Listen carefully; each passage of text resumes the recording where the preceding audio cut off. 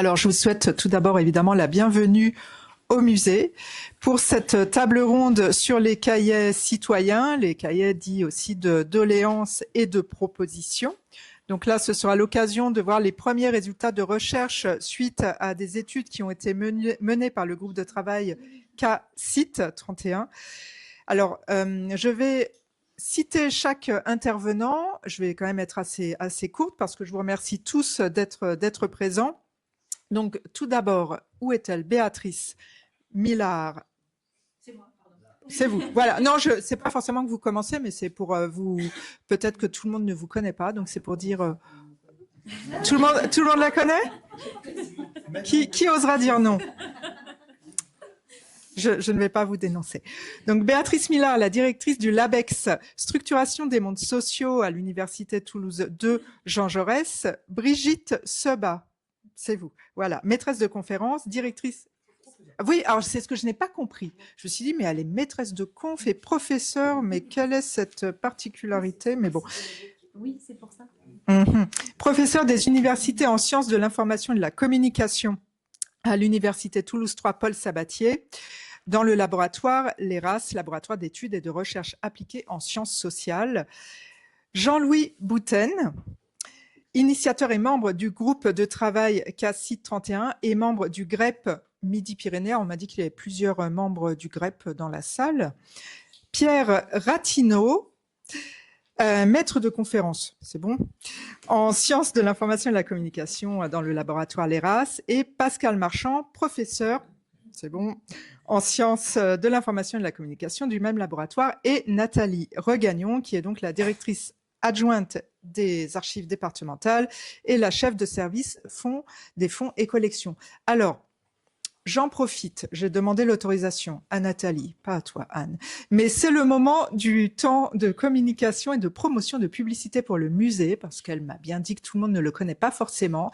Juste pour vous dire qu'on participe comme chaque année au festival Histoire à venir du 14 au 17 mai, en accueillant notamment Claire Andrieux, qui va parler de son livre Tombé du ciel sur les crashs d'aviateurs. Et ça, c'est vraiment un des grands temps forts comme chaque année. Et l'autre grand moment, c'est le week-end qui suit avec la nuit des musées, qui est un moment un peu plus festif. Mais c'est pareil, c'est une excellente occasion de découvrir le musée. Voilà, je passe la parole à Anne Goulet. Oui, bonsoir et merci à Chloé et au Musée de la Résistance et de la Déportation de nous accueillir. Bien, vous savez ou vous ne savez pas, et Nathalie Regagnon entrera davantage dans les détails, que les cahiers citoyens sont conservés aux archives départementales.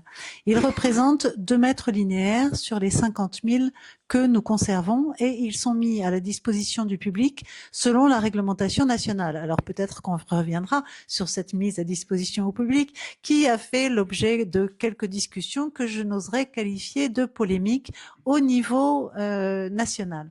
Alors quand je parle de 2 mètres linéaires au milieu de 50 000 mètres linéaires, ça n'est pas du tout pour dévaloriser ce fonds, parce que j'ai bien conscience qu'il a une très très forte charge symbolique. Quoi qu'il en soit, notre mission est de mettre, comme pour tout le reste, de mettre à disposition ces cahiers citoyens et les archives à la disposition du public. J'ai bien dit, je n'ai pas dit des chercheurs, j'ai dit du public quel qu'il soit. Donc qu'il soit qualifié universitaire ou qu'il soit un chercheur amateur, et nous ne contrôlons pas non plus pour quelles raisons ces documents sont utilisés. Et d'ailleurs, il y avait eu le mois dernier un spectacle présenté à l'espace Roguet sur ce sujet-là. Donc vous voyez qu'il peut y avoir une dimension artistique aussi développée à partir des cahiers citoyens. Et maintenant, nous sommes en relation avec le GREP, avec le LINX. Je considère pour une approche scientifique, et c'est le rôle des archives départementales que d'avoir une approche citoyenne, scientifique et pas politique ou polémique. Je me réjouis en tout cas de cette collaboration et j'espère que je considère que c'est comme une sorte de première marche sur la valorisation et la connaissance de ces cahiers citoyens.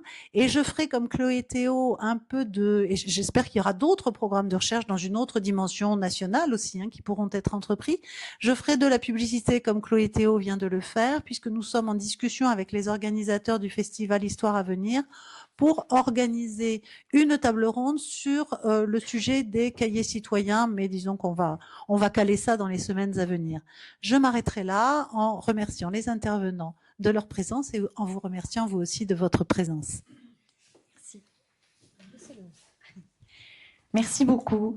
Alors, pour le déroulé de cette table ronde, ce qu'on souhaite vous proposer, c'est de faire un temps d'exposé et de présentation entre les différents intervenants, dont vous voyez une partie à la tribune, pendant 1 heure à peu près. On souhaitait vraiment privilégier aussi les échanges avec le public, les questions que vous pourriez vous poser et les remarques qui pourraient faire suite à nos présentations. Donc, n'hésitez pas à garder vos questions bien au chaud pour justement la pré-présentation. On aura vraiment plaisir à échanger avec vous. Donc, on va commencer cette table ronde par revenir donc sur le contexte et des éléments de compréhension du grand débat national. Et pour ça, je vais donner donc la parole à Pascal Marchand. Merci beaucoup, merci pour votre invitation, merci Fanny, Béatrice et donc les archives et le conseil départemental. Donc oui, la mission que vous m'avez donnée, c'est d'essayer en une dizaine de minutes de retracer. Alors il va y avoir des moments où il y aura beaucoup de clics. Et donc je vais essayer de vous mettre, je vais peut-être me mettre debout, comme ça je verrai tout le monde. Et tout le monde me verra. Donc l'idée, c'est de retracer un peu le contexte global et aussi local de la façon dont on s'est emparé de cette question de cahier citoyen. Et donc le résumé du film, c'est les Gilets jaunes. Donc les Gilets jaunes, on se souvient, 29 mai 2018, Priscilla Ludowski sur Facebook qui lance une pétition sur la question de l'augmentation du prix du carburant. Donc c'est une pétition qui va faire un certain nombre de vues et du coup, tout de suite après, un certain nombre de pages Facebook qui vont émerger et qui vont relayer la colère des automobilistes face à l'augmentation des prix du carburant. Et donc du coup, nous on a commencé, alors c'est une équipe de 8-9 personnes, je sais pas, donc pilotée notamment par Brigitte Seba, Pierre Ratineau et d'autres, et puis pas mal de doctorants aussi.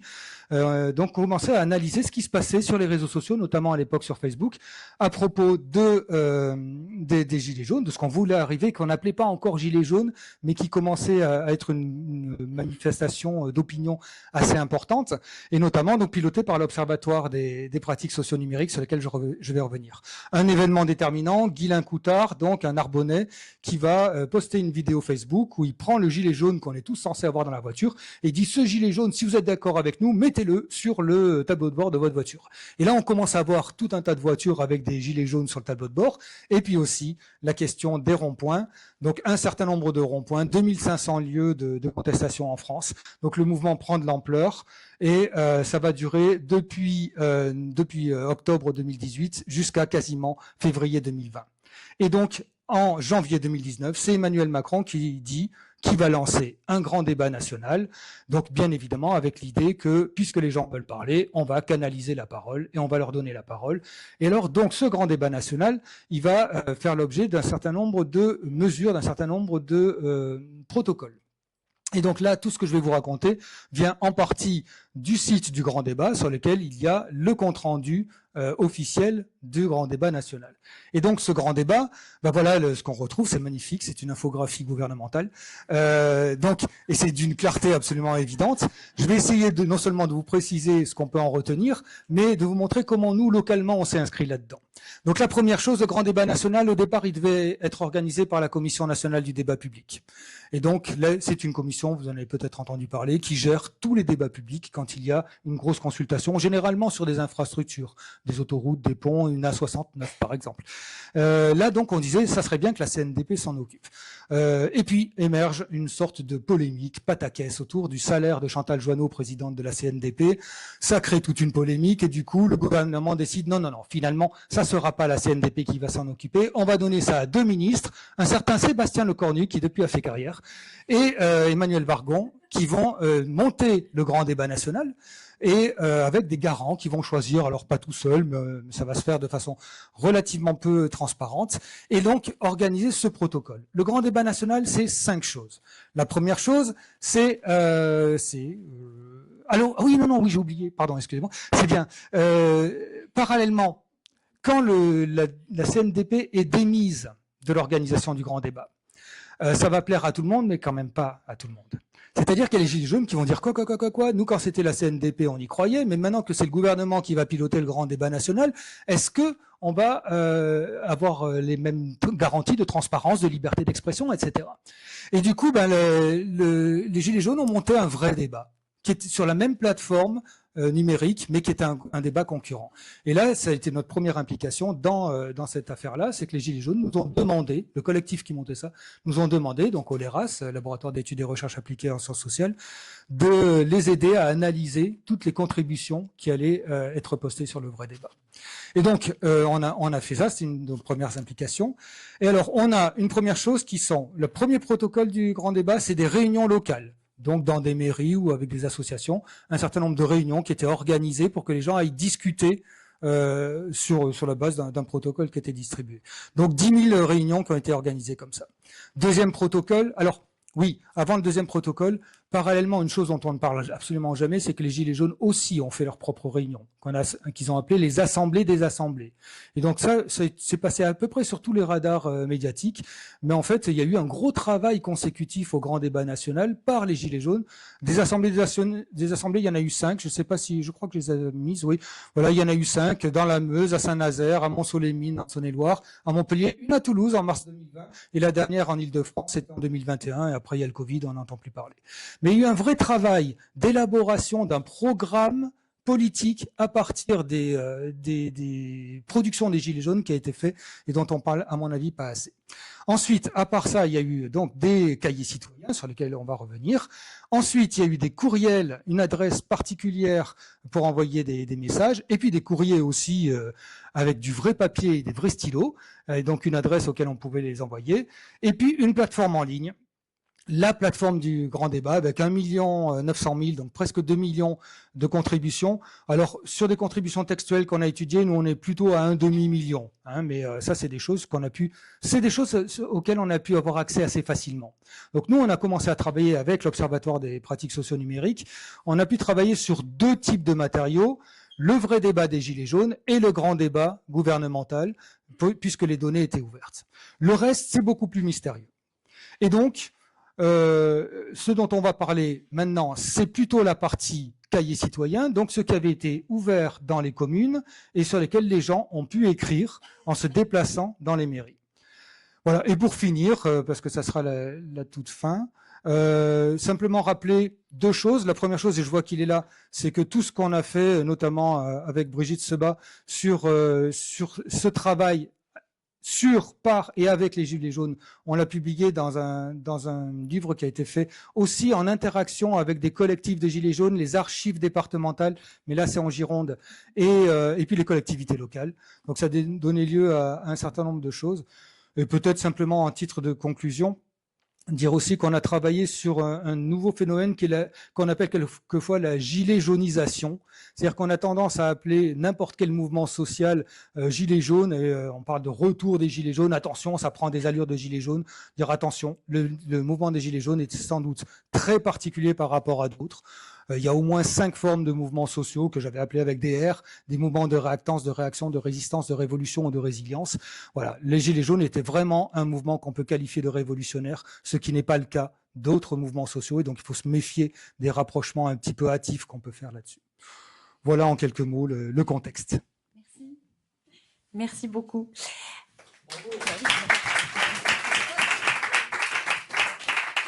Je ne sais pas si je vais réussir à être aussi synthétique que vous, mais je vais essayer.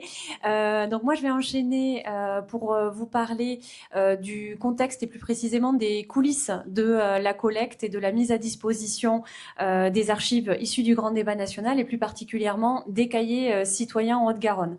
Alors, donc comme l'a dit Madame Goulet tout à l'heure, chaque département français donc conserve l'original des cahiers citoyens qui leur ont été versés par leur préfecture de rattachement. Alors, pour être un peu plus précis que ça, ce qui s'est passé, c'est qu'avant le versement aux archives départementales, les cahiers, sous forme de copie, la plupart du temps, sont remontés au niveau des archives nationales pour être proprement numérisés. Et les archives nationales ont utilisé un petit opérateur local qui s'appelle la Bibliothèque nationale de France pour pouvoir assurer cette numérisation. Et ensuite, donc, tous les originaux, les copies ont été renvoyés en préfecture. Donc, il a fait une logistique quand même entre la mairie, la préfecture, les archives nationales, puis, in fine, après retour en préfecture, un versement aux archives départementales. Alors, je parle de versement, c'est une notion qui est posée dans le Code du patrimoine, puisque les cahiers citoyens, et d'ailleurs toutes les archives issues du grand débat national, constituent ce qu'on appelle des archives publiques.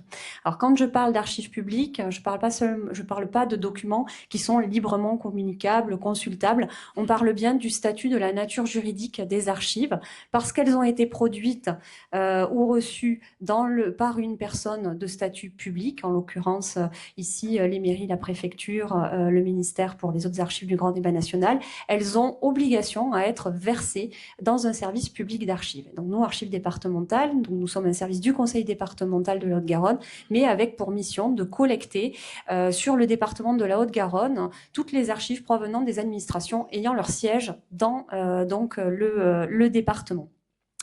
Alors, comme l'a dit Anne tout à l'heure, on a reçu donc ces 2 mètres linéaires en 2 fois. Le premier versement a eu lieu très vite, puisque le grand débat national, je crois, s'est terminé le 15 mars et le 28 mars. Le premier versement était arrivé aux archives départementales et on a eu un complément le 5 août 2019. Donc, en tout, on a reçu 295 cahiers, donc 142 cahiers originaux, 38 copies papier, 115 fichiers électroniques, donc provenant de mairies, mais aussi d'autres types d'institutions. On a des cahiers qui ont été ouverts en maison départementale des solidarités, par exemple, qui dépendent du conseil départemental. On a aussi un cahier qui vient de la Chambre des métiers de la Haute-Garonne. Donc là, à ce stade, on sait qu'il nous manque encore certains cahiers qui ne nous ont pas été remis. Il y a un travail qui est en cours pour collationner justement quels sont les cahiers qui manquent pour qu'on aille les récupérer, et on peut les revendiquer, parce que comme ce sont des archives publiques, elles ont obligation à être conservées aux archives départementales. Alors, 295 cahiers, si vous faites le compte de nombre de communes, il y en a près de 600 en Haute-Garonne, vous vous dites qu'il y en manque quand même beaucoup. Alors, il faut savoir que pour près de 250 communes, il y a des cahiers qui ont été ouverts en Haute-Garonne, mais qui n'ont pas été complétés. Et donc, pour être parfaitement complet au niveau des archives, on a documenté cela. On a aussi collecté en marge des cahiers les courriers provenant des mairies qui ont été adressés à la préfecture pour dire désolé, on a ouvert un cahier, mais en fait, il n'a pas été complété. Donc, on a gardé ces courriers-là. On a gardé aussi, puisque certaines mairies ont décidé de renvoyer les cahiers vierges à la préfecture, et on en a assuré aussi la conservation et bien sûr la description dans un inventaire. Donc, on a gardé tous les cahiers vierges, les courriers des mairies, donc 295 cahiers. Ce n'est pas représentatif, comme le soulignait Pascal Marchand tout à l'heure, du nombre de contributions par commune, puisqu'il y avait une plateforme en ligne et d'autres moyens de communiquer. Donc, les cahiers citoyens ne sont pas seuls représentatifs des contributions qu'il y a eu dans le cadre du grand débat national. Ces cahiers se présentent sous différentes formes. Vous en avez des exemples dans la petite exposition qui est présentée dans le local juste à côté. On a des cahiers à petits ou grands carreaux, des cahiers plus officiels qui mêlent tout type de contributions, des mentions manuscrites, des dessins, et j'y reviendrai tout à l'heure, quelques courriels ou courriers qui ont été collés après fermeture du cahier dans la mairie. Alors, pour parler d'accès maintenant, tout a toujours été accessible en salle de lecture des archives départementales, mais c'était un fait assez méconnu, qui a été accru, je pense, par le fait qu'il y avait eu un effet d'annonce présidentielle de mettre tous les cahiers en open data et à disposition de tous, et que ça a pris du temps, et ce n'est d'ailleurs toujours pas fait. Alors, le fait d'entendre beaucoup relayer dans la presse que les cahiers étaient cachés, enterrés, ou, alors ça, je pense que c'est ce qui m'a fait le plus bondir, relégués aux archives. Voilà, a agacé quelque peu les archivistes de France et de Navarre. Moi, je me souviens d'une émission du Téléphone sonne où je criais sur le poste, presque. Donc, bon, bien sûr, il faut savoir que les archivistes sont très mobilisés et ont ce qu'on appelle des task force. Et donc, on a une association professionnelle qui s'appelle l'Association des archivistes français, qui s'est mobilisée et qui a fait justement un communiqué pour rappeler que, je cite, les archives départementales tiennent les cahiers à disposition du citoyen dans le respect de la législation, je reviendrai tout à l'heure sur ce que ça veut dire, et qu'elles sont garantes à la fois de la transparence administrative et de la protection des droits individuels. Retenez bien ces deux notions parce qu'elles vont être très éclairantes quant à l'accès aux archives. Il faut savoir aussi que pour faciliter l'accès plus encore aux archives, l'Association des archivistes français a demandé à chaque département de communiquer les liens vers leurs inventaires, et sur le site de l'Association des archivistes français, vous pouvez trouver une carte de France qui donne accès département par département aux inventaires qui viennent donner les cotes des documents. Les cotes des documents étant ce que vous pouvez commander en salle de lecture pour pouvoir les consulter ensuite librement, puisque l'accès aux archives est libre à tout citoyen, comme on l'a rappelé tout à l'heure. Alors, pour revenir sur la question de l'accès, le principe général qui est posé dans la loi et plus précisément dans le Code du patrimoine, dans le livre 2 sur les archives. Alors, je vais être un petit peu technique, mais c'est pour que vous compreniez bien les subtilités concernant l'accès aux archives. Donc, le principe qui est posé, c'est que les archives publiques sont librement communicables à quiconque en fait la demande, à tout citoyen, faisant le déplacement aux archives départementales. Pour les contributions et les cahiers citoyens, la question qui s'est posée, c'est que les contributions étaient signées et qu'on y voyait les noms, les coordonnées des personnes. Donc très vite, la CADA, c'est la Commission d'accès aux documents administratifs, a jugé que ces doléances relevaient, je cite, d'interventions volontaires dans le cadre d'un débat public, et donc par conséquent que leur auteur avait donné leur consentement pour que ce soit consultable librement en salle de lecture. Alors ça, c'est le principe. Et ensuite, il y a malheureusement la réalité. Donc certes, les cahiers ont été ouverts et le principe, c'était que chacun contribue de manière manuscrite. Ce qui s'est passé concrètement, c'est que les mairies ont aussi reçu des contributions par courriel. Par courrier, papier, et qu'elles ont décidé de les coller dans les cahiers. Et en faisant cela, elles n'ont pas pensé, enfin les représentants des mairies n'ont pas pensé à demander le consentement de ces personnes à les coller dans les cahiers. Ce qui fait qu'il y avait des données à caractère personnel, des noms, des prénoms, des adresses, pour lesquelles on n'avait pas le consentement des personnes. Et donc, dans ce cas-là, c'est l'article L213-2 du livre 2 du Code du patrimoine qui s'applique. Et donc, toute donnée à caractère personnel, tout ce qui peut intéresser, toucher la vie privée des personnes n'est pas communicable librement avant un délai de 50 ans. S'ajoute à cela un autre souci, c'est qu'il y a des personnes qui ont écrit très librement dans les cahiers et qui parfois ont impliqué d'autres personnes, ont cité d'autres personnes qui n'étaient pas des personnes publiques, sans que ces personnes aient donné aussi leur consentement. Donc là, pareil, on retombe dans les 50 ans. Alors vous allez me dire, peut-être que pour les courriels, vous auriez pu ouvrir les cahiers un à un et masquer, anonymiser les contributions. Bon, c'était déjà très long sur 295 cahiers, mais si en plus il avait fallu reprendre chacun des cahiers et aller voir manuellement qui impliquait qui, c'était encore plus compliqué. Alors on y reviendra tout à l'heure parce que l'anonymisation est un sujet qui est à l'étude pour les cahiers. Donc, les cahiers étaient donc fermés à la consultation à 50 ans, mais il faut savoir que, donc je sais que ces notions sont assez complexes et demandent de la nuance, mais on est dans une démocratie, et le propre de la démocratie, c'est d'arriver à concilier justement la libre la transparence des écrits, des productions de l'administration, mais aussi de pouvoir assurer le respect de la vie privée. Donc nous, archivistes, on est très familiers de ça. Moins le chercheur occasionnel à qui il a fallu expliquer pourquoi on ne pouvait pas donner communication libre et immédiate des cahiers, mais vous comprendrez du coup qu'on doit toujours composer avec cela. Alors, le législateur a prévu justement de pouvoir composer avec la transparence et la vie privée en instaurant un système de dérogation. Donc ça veut dire concrètement que si vous vouliez venir consulter les cahiers citoyens, il fallait remplir un formulaire pour demander l'autorisation de le faire, expliquer pourquoi vous aviez besoin besoin de consulter. Cette autorisation, elle est délivrée conjointement par l'administration des archives et aussi par le service producteur. En l'occurrence, c'était la préfecture qui nous avait versé les archives. Donc, la procédure prenait environ 1 mois parce qu'on l'accélérait un peu, mais on a 2 mois maximum pour pouvoir avoir accès librement. Alors, heureusement, face notamment à des recommandations, alors à des plaintes de la profession, puisque donc nous, on dépend aussi du ministère de la Culture et on faisait remonter à notre administration que on avait quand même de plus en plus d'usagers qui voulaient avoir accès librement au cahier citoyen et que cet accès était systématiquement accordé après dérogation. L'administration des archives a formulé plusieurs recommandations auprès du ministère de la Culture pour favoriser cet accès élargi. Et donc c'est dans ce contexte-là que nous avons obtenu. Donc un arrêté a été pris le 29 avril 2025, donc vous voyez c'est récent, c'est un arrêté de dérogation générale qui porte ouverture des archives produites ou reçues à l'occasion du grand débat national. Donc ça concerne non seulement les cahiers citoyens qui sont conservés en archives départementales, mais ça concerne aussi toutes les contributions individuelles, collectives qui ont été déposées sur la plateforme ou remplies dans les stands de proximité, mais aussi les comptes rendus d'initiatives locales et toute la correspondance dans le cadre du grand débat. Donc ça veut dire qu'aujourd'hui, tout le monde peut venir consulter aux archives départementales librement les cahiers et j'ai quelques chiffres.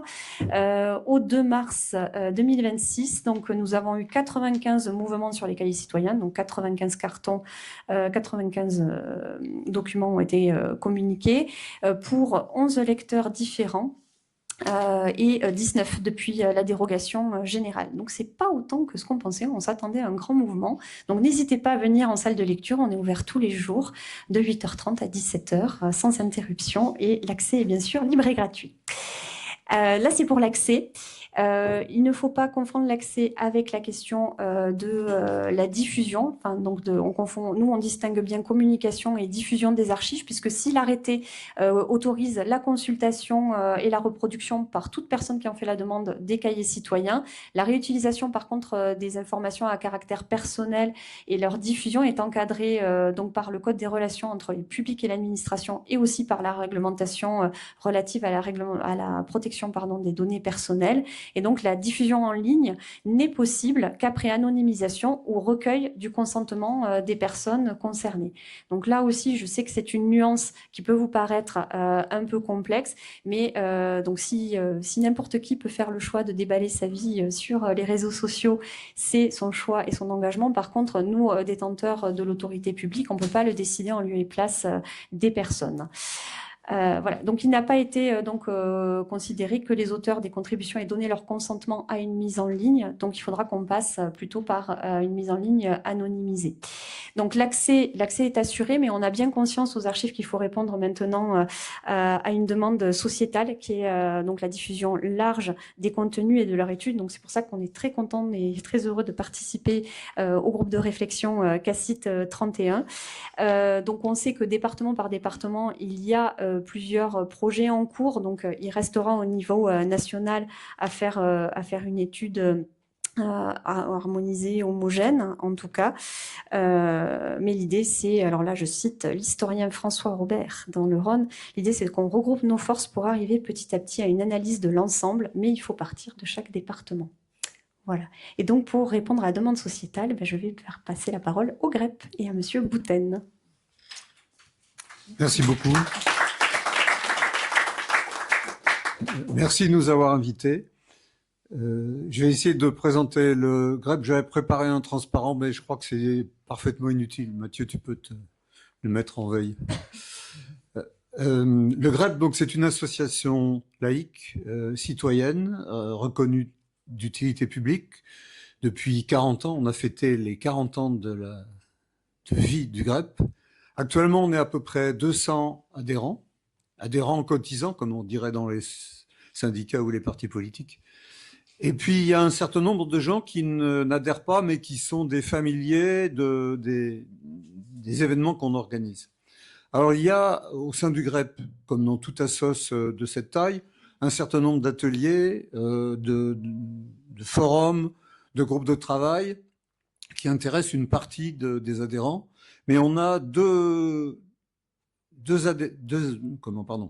deux occupations, deux activités majeures qui font un peu la reconnaissance du GREP à l'extérieur. La plus importante, c'est l'organisation de conférences débats. On en fait à peu près une vingtaine chaque année à Toulouse et à peu près 7 ou 8 en Comminges, qui a une antenne assez active. Et l'originalité de cette activité est que c'est une sorte de ruche qui tient un peu d'une SCOP ou d'une plateforme de financement participatif. C'est-à-dire que tous les ans, on demande à tous ceux qui viennent dans les conférences et à tous les adhérents de proposer un conférencier ou des conférenciers et des sujets de conférence. On collecte le tout sans aucune censure, sans aucun a priori, et la liste intégrale est proposée aux adhérents en assemblée générale. Il y a un vote, et en moyenne, on retient les votes qui ont reçu le plus grand nombre de voix.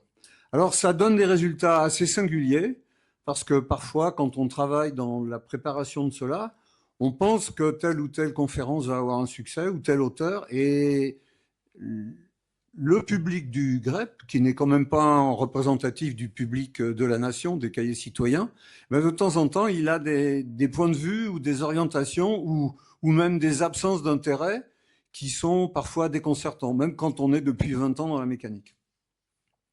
Alors, une deuxième chose intéressante, c'est que les conférences et les débats sont enregistrés. L'une de nos chevilles ouvrières, c'est Mathieu Bise qui est là présent. Donc, enregistré, transmis en général en visioconférence quand les locaux d'accueil sont compatibles avec notre matériel et puis qu'ils ont la possibilité de le faire. Et on transcrit l'intégralité des conférences qu'on soumet pour, pas censure, mais pour avis ou complément aux conférenciers, et de toutes les questions-réponses des débats.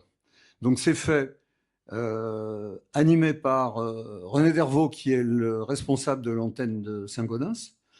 Et il y a un noyau de transcripteurs, et là vous allez nous voir venir pour les transcriptions des contributions citoyennes, qui transcrit complètement tous ces conférences. Et chaque année, on édite un bouquin qui s'appelle Parcours et qui recueille l'intégralité de toutes les conférences et de tous les débats. Et quand on a envisagé de s'intéresser aux cahiers citoyens, on a été très très bien reçus par les personnes qui sont mes voisines, qui sont les responsables pardon, excusez-moi. Excusez-moi. Oui, vous voulez un verre d'eau ? Non, ça va, ça. Excusez-moi, de temps en temps, j'ai un bug informatique. Des archives départementales, AD31, et on a été très très bien accueillis. On était des novices, peu fréquenteurs des archives, il faut le reconnaître. Et donc, quand on est novice et qu'on s'intéresse à un sujet particulier, avec tous les problèmes réels ou mythiques, ou je dirais de ragots en quelque sorte, ça frisait ça parfois, on a été très bien accueillis et surtout très bien aidés. Et l'idée est venue de, est-ce que les transcripteurs du GREP, s'ils y étaient intéressés, pourraient pas s'atteler à la transcription des doléances. Alors, pour avoir transcrit et l'un et l'autre, transcrire un auteur même reconnu et même chargé de cours universitaires assez élevés, c'est pas forcément simple et c'est parfois plus complexe que les simples revendications des simples citoyens. Donc, on a proposé l'idée de s'intéresser à ce problème qui nous a semblé sociologiquement, politiquement très important. Et donc, on a constitué une sorte de petit noyau. Nathalie Regagnon nous a permis de prendre des contacts avec des gens différents. Je pense aux syndicalistes de l'Institut d'histoire sociale de la CGT. Je pense aux responsables de la troupe théâtrale qui a eu un succès en montant une pièce, une représentation, uniquement en extrayant des bribes ou des phrases ou des pages des doléances. Et puis, on s'est dit qu'il fallait aller voir le monde universitaire, a priori la sociologie, mais pas que, parce que plus on avance, plus on se rend compte que la géographie peut être intéressée, l'économie éventuellement, etc. Et donc, petit à petit, on a constitué un groupe assez hétérogène, on va dire moitié citoyen, moitié... Enfin, je sais bien que les profs universitaires sont aussi des citoyens, et même des citoyens importants. Mais enfin, là, vous connaissez la répartition, je vais dire, sachant, non sachant, par exemple, ou sachant pas trop. Et donc, on va essayer de faire de la co-construction tous ensemble. Alors, on a baptisé ça CACIT 31. Ça se structure petit à petit. Et je voudrais dire aussi qu'il y a une deuxième activité citoyenne au GREP, c'est que d'autres que les transcripteurs, d'autres que ceux qui sont ici dans la salle, sont chaque année des partants du programme PLC 31, le programme civique citoyen laïque. Pour y avoir partagé, je trouve que c'est une expérience citoyenne d'anciens profs assez extraordinaire, parce que d'un seul coup, d'être confronté à des tout petits futurs citoyens ou des futurs non-citoyens, et leur faire comprendre qu'est-ce que c'est qu'une démocratie, qu'un royaume peut être démocratique et qu'une république peut être complètement totalitaire. Quand on est affaire à des tout petits, c'est une drôle d'aventure. Donc, logiquement, participer à cette idée de rendre les doléances et les propositions de tous les citoyens, de tous les cahiers citoyens de la Haute-Garonne, ça nous semble aussi une activité citoyenne, un peu comme nos organisations de conférences débats et aussi un peu comme la participation dans les collèges du département pour discuter avec les enfants. Voilà pourquoi nous sommes là finalement avec vous, vous les enseignants et vous les archivistes. Alors, on avait bien sûr un certain nombre d'idées, on en a discuté un peu. À mon avis, là je parle tout seul, pas assez au sein du groupe, on ne partage pas assez au sein du groupe nos idées folles et aussi notre expérience. Il y a un travail énorme à faire sur comment le résultat de ces transcriptions va être disponible. Certains départements ont découpé ça, commune par commune. D'autres, c'est vraiment département. D'autres, c'est du flux continu venant de labos universitaires qui sont connus. Mais il n'y a pas une structure qui a pris ça en charge véritablement. Donc, on a un certain nombre d'idées un peu partagées avec les archives de qu'est-ce qu'il faudrait produire pour que les archives puissent s'en accaparer, prendre en charge et les rendre disponibles aux citoyens avec un travail un peu parallèle à ce qu'elles font déjà avec les archives physiques réelles qu'elles conservent et qu'elles entretiennent déjà. Donc ça, c'est en cours de discussion. Pour que les chercheurs puissent aller plus loin, il faudra non pas faire simplement un flux continu anonymisé, mais aussi peut-être laisser des traces de la réalité des gens, parce qu'il y aura peut-être des linguistes, il y aura peut-être des gens de la science politique qui voudront aller plus loin que des analyses globales. Donc ça aussi, c'est une réflexion. Pour le moment, nous, on va anonymiser toute notre production, mais à un moment donné, il faudra peut-être faire un peu marche arrière et puis faire une autre file différente. Autre chose, on a un certain nombre d'entre nous beaucoup réfléchi, sans être sociologue ou géographe ou responsable enseignant en sciences politiques, d'un certain nombre d'indicateurs. Alors certains appellent ça métadonnées, d'autres appellent ça des indicateurs, d'autres appellent ça des codes. Lesquels, pour qui? Est-ce qu'il y aura un tronc commun? Est-ce qu'il y aura un peu un LibreOffice, en quelque sorte? On a eu beaucoup d'échanges avec je dis nos pour vous et nous, collègues de Gironde, de Magali Della Souda, avec qui on a des relations très agréable et qui nous enrichit beaucoup. Elle est venue faire des ateliers, on a participé à certains de ces ateliers, elle est venue faire une conférence, et j'annonce, alors on est un peu hors de la réunion d'aujourd'hui, mais ça fait rien, on prépare c'est pas encore voté, mais j'espère que ça sera voté, une idée un peu folle, quand on était à Bordeaux avec Magali Della Souda, et que Monsieur Lazare venait pratiquement la même semaine à Ombre Blanche pour faire un exposé sur qu'est-ce que pardon, encore un deuxième, excusez-moi. Le populisme. Avec l'expérience qu'il a, puisque dans le fond, il est français, mais il est prof dans une grande université romaine. Et Magali Della Souda, elle est franco-italienne, son nom ne peut pas dire le contraire. Et elle a partagé son travail de thèse entre cette université et l'ES à Paris. Et ils se connaissent et en plus s'apprécient. Donc c'était un peu une blague comme ça, en partant au pot. Tiens, mais si on vous invitait tous les deux à réfléchir sur pourquoi les partis néofascistes ou d'ultra-droite, italiens et français, qui sont quand même des cousins plus que germains, l'Italie et la France, il y a quand même beaucoup d'affinités, beaucoup de similitudes. Pourquoi ces partis ont à la tête une femme et pourquoi une femme blonde? Alors ça a fait rigoler au début on m'a dit que je racontais des banalités. Et finalement, il semble que dans le trajet de la première ministre italienne, l'effet d'être blonde est un élément politique important. Donc la blague entre nous était un peu plus qu'une blague. Voilà. Bon, la date n'est pas fixée.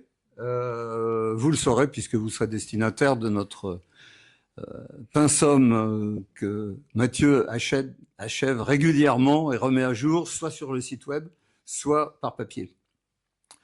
Quoi dire? C'est un travail passionnant. Certains d'entre vous lisent, soit pour leur travail de prof, soit pour leur travail d'archiviste, mais des données brutes comme ça. Quand on a un peu le sens de l'histoire, qu'on est un vieux bonhomme, qu'on s'est intéressé à la politique, au syndicalisme assez jeune, et qu'on en a un peu fait, en tout cas du syndicat, c'est assez passionnant de plonger.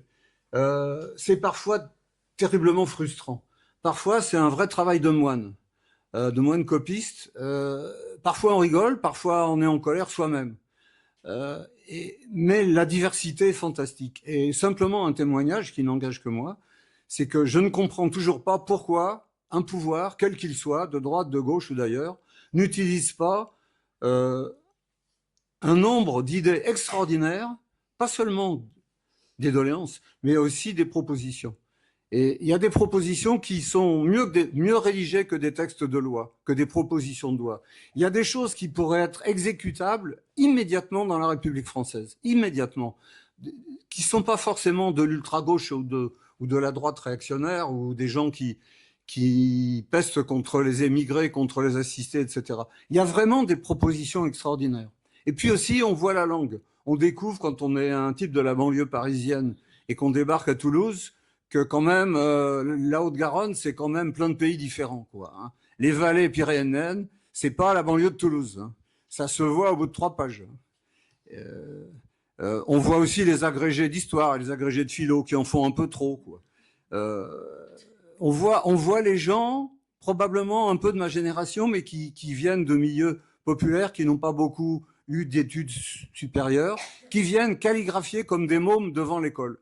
Aller demander quelque chose au maire, pour ma génération, c'était exactement comme faire un devoir. Il y a des doléances qui sont calligraphiées à la plume Sergent-Major, comme moi j'ai appris en 1945-1950 à écrire.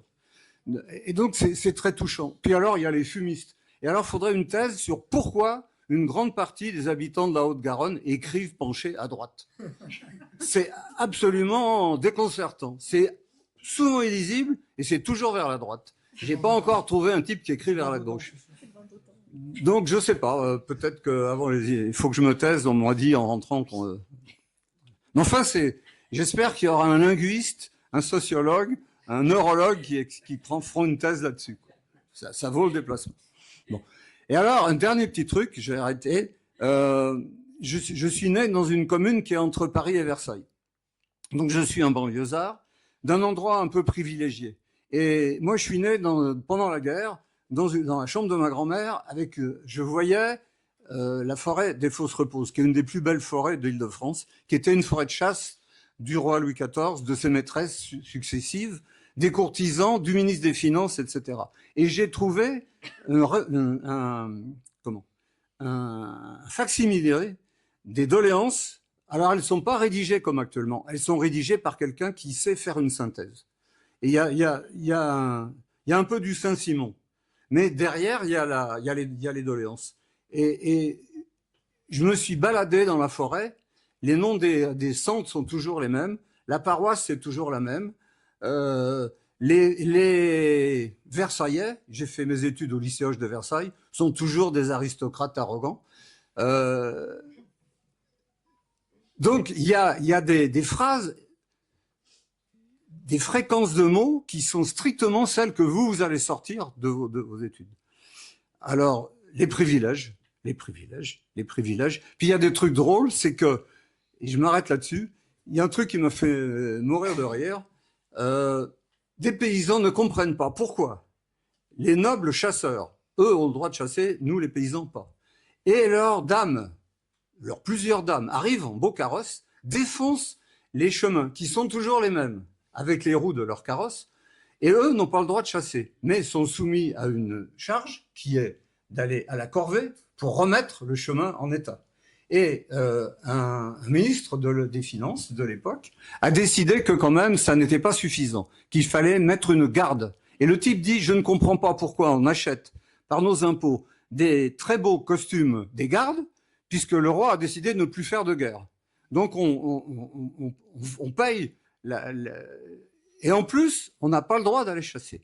Et en plus, les bêtes sauvages. Alors j'ai appris que dans mon village natal, les bêtes sauvages sous Louis XIV, c'était les sangliers, c'était les lapins, il n'y avait pas de lèvres, mais il y avait aussi les pigeons.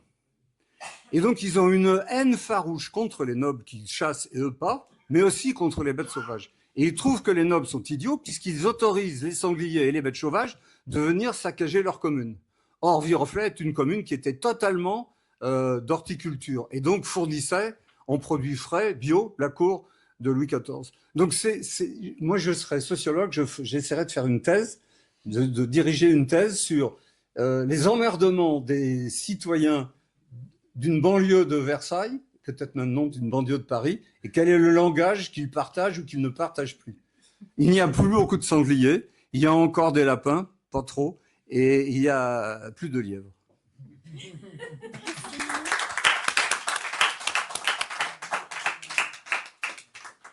Alors, je vais inviter maintenant les 3 prochains intervenants à venir à la table. Nous, on va repartir. Hop. Et je vous laisse vous installer. Je vais vous passer donc le micro. Je ne sais pas qui commence. C'est moi pour oui. 1 minute. Allez. Merci beaucoup.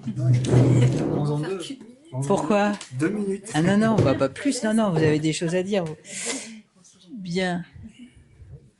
Bonjour à toutes et à tous. Merci pour l'accueil et pour l'événement. Et donc, je suis donc Béatrice Millard qui ici présentée comme étant l'ABEX SMS, mais en vrai, je suis quand même sociologue à la base quand je passe pas mon temps à m'occuper du LabEx SMS. Et voilà, donc je voulais juste en 1 minute, c'est donc là la minute que j'ai utilisée, juste présenter le cadre. Donc ça a été présenté le groupe CACIT 31, mais peut-être donner un petit peu le cadre comme on a présenté le GREP au préalable, enfin comme Jean-Louis a présenté le GREP. Le LabEx SMS, donc c'est un gros projet de recherche qui existe depuis plus d'une dizaine d'années maintenant, une douzaine d'années à Toulouse, et qui réunit l'essentiel des laboratoires de sciences sociales de Toulouse. Donc, ça fait 12 laboratoires à l'heure actuelle. Ça réunit 600 chercheurs de sciences humaines et sociales et qui se répartissent dans 12 opérations de recherche. Mais bon, je ne les cite pas, sinon je vais dépasser la minute, c'est déjà fait. Voilà, vous avez à gauche tous les laboratoires, les tutelles et tout ça. Et donc, parmi ces activités, donc il y a beaucoup de projets de recherche qui sont soutenus, bien sûr. J'en ai compté 250 là, mais il y a aussi une dimension un peu d'interface avec la société. Et parmi ces démarches qui sont faites d'avoir des échanges avec la société, il y a ce qu'on a appelé le laboratoire des idées sur les nouvelles questions sociales qui, si vous reprenez les lettres de chaque mot, forment le terme de lynx. Et on le prononce bien lynx, et pas. Je sais pas qui a dit lynx. Non, mais lynx parce qu'on a fait un blog associé à ça et on l'a appelé l'œil du lynx pour que ça puisse être voilà Et si on dit l'œil du lynx, ça fait flop. Voilà. Donc, dans le cadre de ce lynx, nous suivons donc des projets collaboratifs et c'est dans ce cadre-là qu'on essaye d'avoir un travail vraiment partenarial avec des citoyens. Mais alors, comme on sait, les citoyens, ils sont jamais, on va pas les attraper dans la rue. Hein, donc là, c'était à l'occasion d'une présentation que j'avais été faire au GREP, que j'ai eu un petit échange. Enfin, c'est un exemple de lien qui peut se créer. Des échanges avec Jean-Louis qui commence à discuter de ça et puis du coup j'en parle moi aussi et là on nous dit ah bah oui mais il y a des gens au LERAS qui font des choses comme ça et donc on a fait le lien et puis voilà et après sa vie donc ce projet Cassis 31 qui est après donc avec le GREP Midi-Pyrénées bien sûr et maintenant les archives qui sont associées directement. Voilà.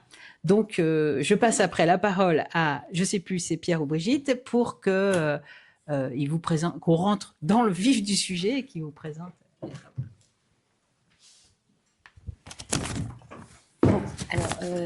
Bon, alors, moi je vais essayer d'aborder un petit peu toutes les questions qu'on s'est posées collectivement. Alors, comme vous l'avez compris avec ce qu'a présenté notre collègue Pascal tout à l'heure, ces travaux, ils s'inscrivent dans une continuité pour nous, en tout cas au LERAS.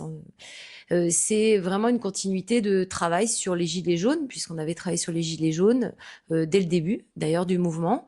Et on avait pu remarquer en ligne un certain nombre de revendications, puisque au départ, les médias, tous les experts qu'on écoutait sur des plateaux, experts entre guillemets, semblaient dire que c'était farfelu, que c'était des beaufs qui voulaient payer moins cher l'essence à la pompe, etc. C'était la France profonde, la France d'en bas. Bon, donc nous, on s'était dit à l'époque, on va quand même enquêter, voir ce que racontent ces braves gens sur tous les groupes Facebook qu'ils ont en ligne, et c'est ce qu'on avait fait. Et on avait vu qu'il y avait des revendications communes. Et ensuite est venue l'analyse du vrai débat, l'analyse du grand débat pilotée par Pascal Marchand et puis coordonnée aussi par Pierre Ratineau. Et là, on a pu voir qu'encore une fois, c'était les mêmes revendications qui se jouaient chez les Gilets jaunes. Alors là, à cette époque-là, on s'était dit on va essayer de réfléchir au cahier, mais on n'avait pas d'accès au cahier. Donc, on avait participé à un truc qui fait flop aussi. Donc, on n'avait rien fait. Et puis, heureusement, Béatrice arrive, nous propose ce projet. Et là, on se dit, voilà une chance au moins de regarder en local ce qu'on peut récupérer. Alors, quand on ouvre ces cahiers, quand on entend le spectacle de théâtre que nous avons écouté la dernière fois, quand on écoute Pascal, eh bien, on sait très bien qu'il y a une chose très simple et très forte dès le départ, c'est que c'est des vies quotidiennes très abîmées qu'on va voir dans les lignes. Donc, des vies qui sont compliquées par les déplacements, par l'accès aux soins, par l'accès aux services publics, le prix du carburant, ce qui est encore un problème aujourd'hui. Et puis le sentiment aussi d'être peu entendu, d'être voire un peu méprisé par nos gouvernants et du coup d'être renvoyé très très loin des lieux de décision. Donc du coup, on se dit, bon, ce sont des plaintes. C'est de la colère, comme l'a qualifié bon nombre de médias. Eh bien non, ce n'est pas que de la colère ni que des plaintes, ça c'est des traces. Il y a aussi dedans des diagnostics. Pas que des mots d'ordre, pas que des mesures ou des mesurettes, genre changez ça, faites mieux ça, moi je ferais ça si j'étais président. Il y a carrément en fait des priorités, des propositions, et puis même en fait presque comme le disait mon collègue Pascal souvent, presque tout un programme politique que devraient lire nos politiques, c'est-à-dire une façon de repenser complètement le politique. Et c'est ça qui va nous intéresser nous dès le départ. Donc du coup. À partir de là, on s'est dit, on a commencé à travailler. Vous avez compris que nous n'avons pas encore de grands résultats, puisque ce qui est déjà très compliqué de mettre en place ce consortium, et puis surtout d'avoir des gages de scientificité. Pour ça, il faut bâtir des indicateurs, etc. Alors, c'est ce que je vais essayer d'un petit peu d'aborder en même temps que les questions. Donc, on sait déjà, par contre, quelles sont les grandes questions qui vont animer notre enquête. Une fois qu'on aura tout retranscrit. D'abord, la première grande question, c'est qu'est-ce que le cahier fait à la parole politique? C'est-à-dire que est-ce qu'on écrit la même chose dans un cahier déposé en mairie que nous, ce qu'on avait pu voir sur Facebook, par exemple, ou dans les espaces numériques qui avaient accompagné les Gilets jaunes? Probablement pas. C'est une hypothèse de départ, probablement pas, on n'écrit pas la même chose. Le support compte, évidemment. Sur le numérique, on va vite voir des mots d'ordre, on va voir des formules brèves, on va voir des indignations qui sont partagées, on va voir quelque chose qui est pris dans le feu de l'événement. Là, dans un cahier, on va peut-être trouver, et on le voit déjà, des récits plus développés, des listes de propositions, une manière de repenser le politique plus profondément, et puis parfois des enchaînements très concrets sur la vie quotidienne. Donc un exemple typique, ça serait par exemple quelqu'un qui dit pas simplement, on va dire, on paye trop d'impôts. C'est quelqu'un qui va dire, qui va raconter la fermeture du guichet, le temps de trajet, le coût de l'essence, la fermeture de l'agence postale, l'impossibilité de consulter un médecin. La demande ensuite vient de réouverture des services.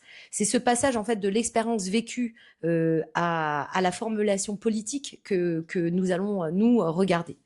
La deuxième grande question, c'est quels facteurs pèsent sur les revendications ? Parce que ça, c'est une grosse question, parce que là, il faut être très concret. Est-ce que les demandes changent ? Et Jean-Louis l'a un peu abordé à la fin, selon qu'on écrit depuis Toulouse, centre, ou depuis une commune de la Couronne, depuis un bourg plus éloigné ou depuis une zone de montagne. Et est-ce qu'on parle davantage de mobilité là où les déplacements sont très compliqués, où il faut absolument avoir une voiture, sinon on ne peut pas bouger? Est-ce qu'on parle davantage de services publics là où ils ont reculé ou pas? Est-ce qu'on parle davantage de pouvoir d'achat dans des territoires marqués plus par des revenus modestes ou davantage de démocratie locale dans des contextes où le rapport à la police ou aux institutions est plus conflictuel? Donc, pour répondre à cela, on va croiser les textes avec des indicateurs, comme l'a expliqué Jean-Louis, donc des variables territoriales et sociales, et ne pas rester dans une sorte d'impression. C'est exactement là que les indicateurs deviennent donc décisifs. Par exemple, si on code une revendication comme relevant de la fiscalité, si on dit, chaque fois qu'on verra quelque chose en lien à des impôts, on va mettre codage fiscalité, on va risquer de mélanger des choses très différentes. Par exemple, si on dit trop d'impôts, si la personne dit trop d'impôts, on paye trop d'impôts, ça renvoie pas à la même logique que de demander, par exemple, le retour de l'ISF, de l'impôt suppression sur les fortunes. Donc, protester contre la taxe sur les carburants, c'est pas pareil que trop d'impôts, ou dénoncer l'injustice de la TVA, c'est encore autre chose, mais c'est aussi quelque chose qui relève de la fiscalité. Donc ça veut dire que il faut d'abord un premier niveau de codage assez large, voilà, ça relève de la fiscalité, et puis un second niveau plus fin, c'est là où nous on va essayer d'intervenir en tant que chercheurs, mais avec aussi ceux qui ont retranscrit, les citoyens, puisque c'est un travail de co-recherche. Et sinon, on va produire un truc qui va ne permettre aucun résultat. Du coup, même chose pour la relation aux Gilets jaunes. Une contribution a peu mentionné le mouvement des Gilets jaunes, le soutenir sans distinguer. Et si on oblige le codeur à choisir une seule case, ça va simplifier à tort. Donc, du coup, on a choisi des variables plutôt binaires plutôt qu'une catégorie unique, c'est-à-dire présence ou absence de soutien, d'identification, de critique. Et là encore, c'est une façon d'éviter de forcer artificiellement le texte. On peut prendre un dernier exemple, la distinction entre intérêt local et intérêt national.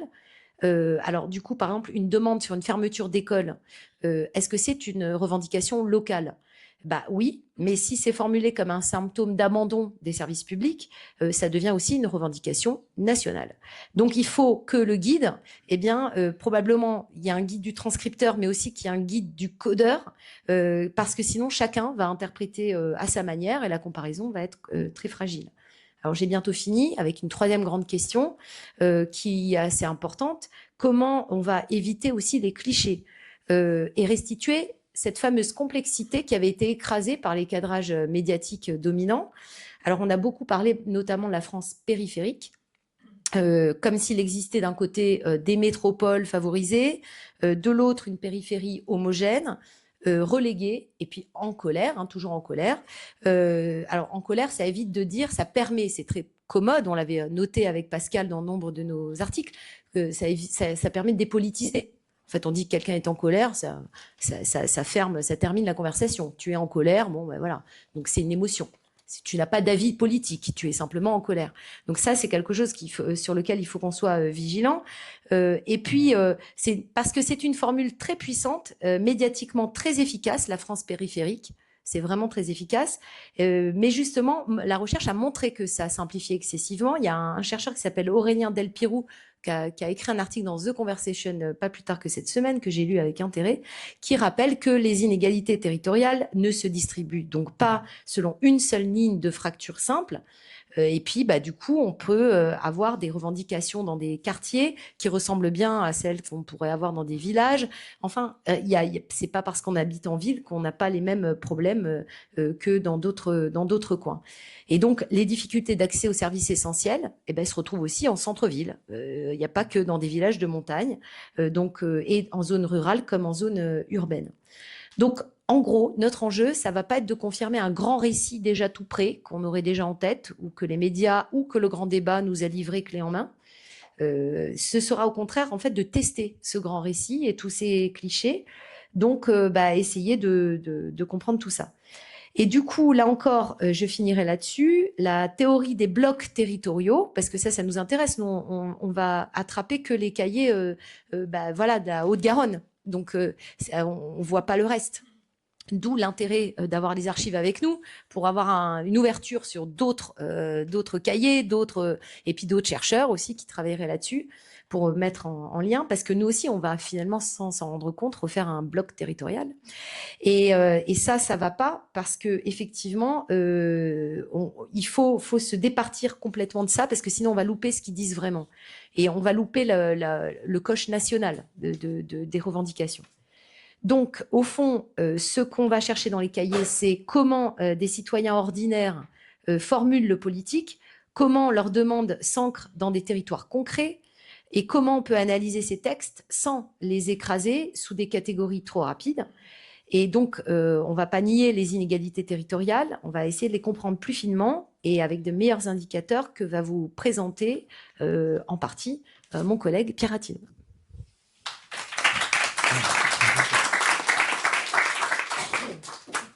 Je me mets debout, c'est pour pouvoir regarder l'écran. Je vais souvent vous tourner le dos, je m'en excuse.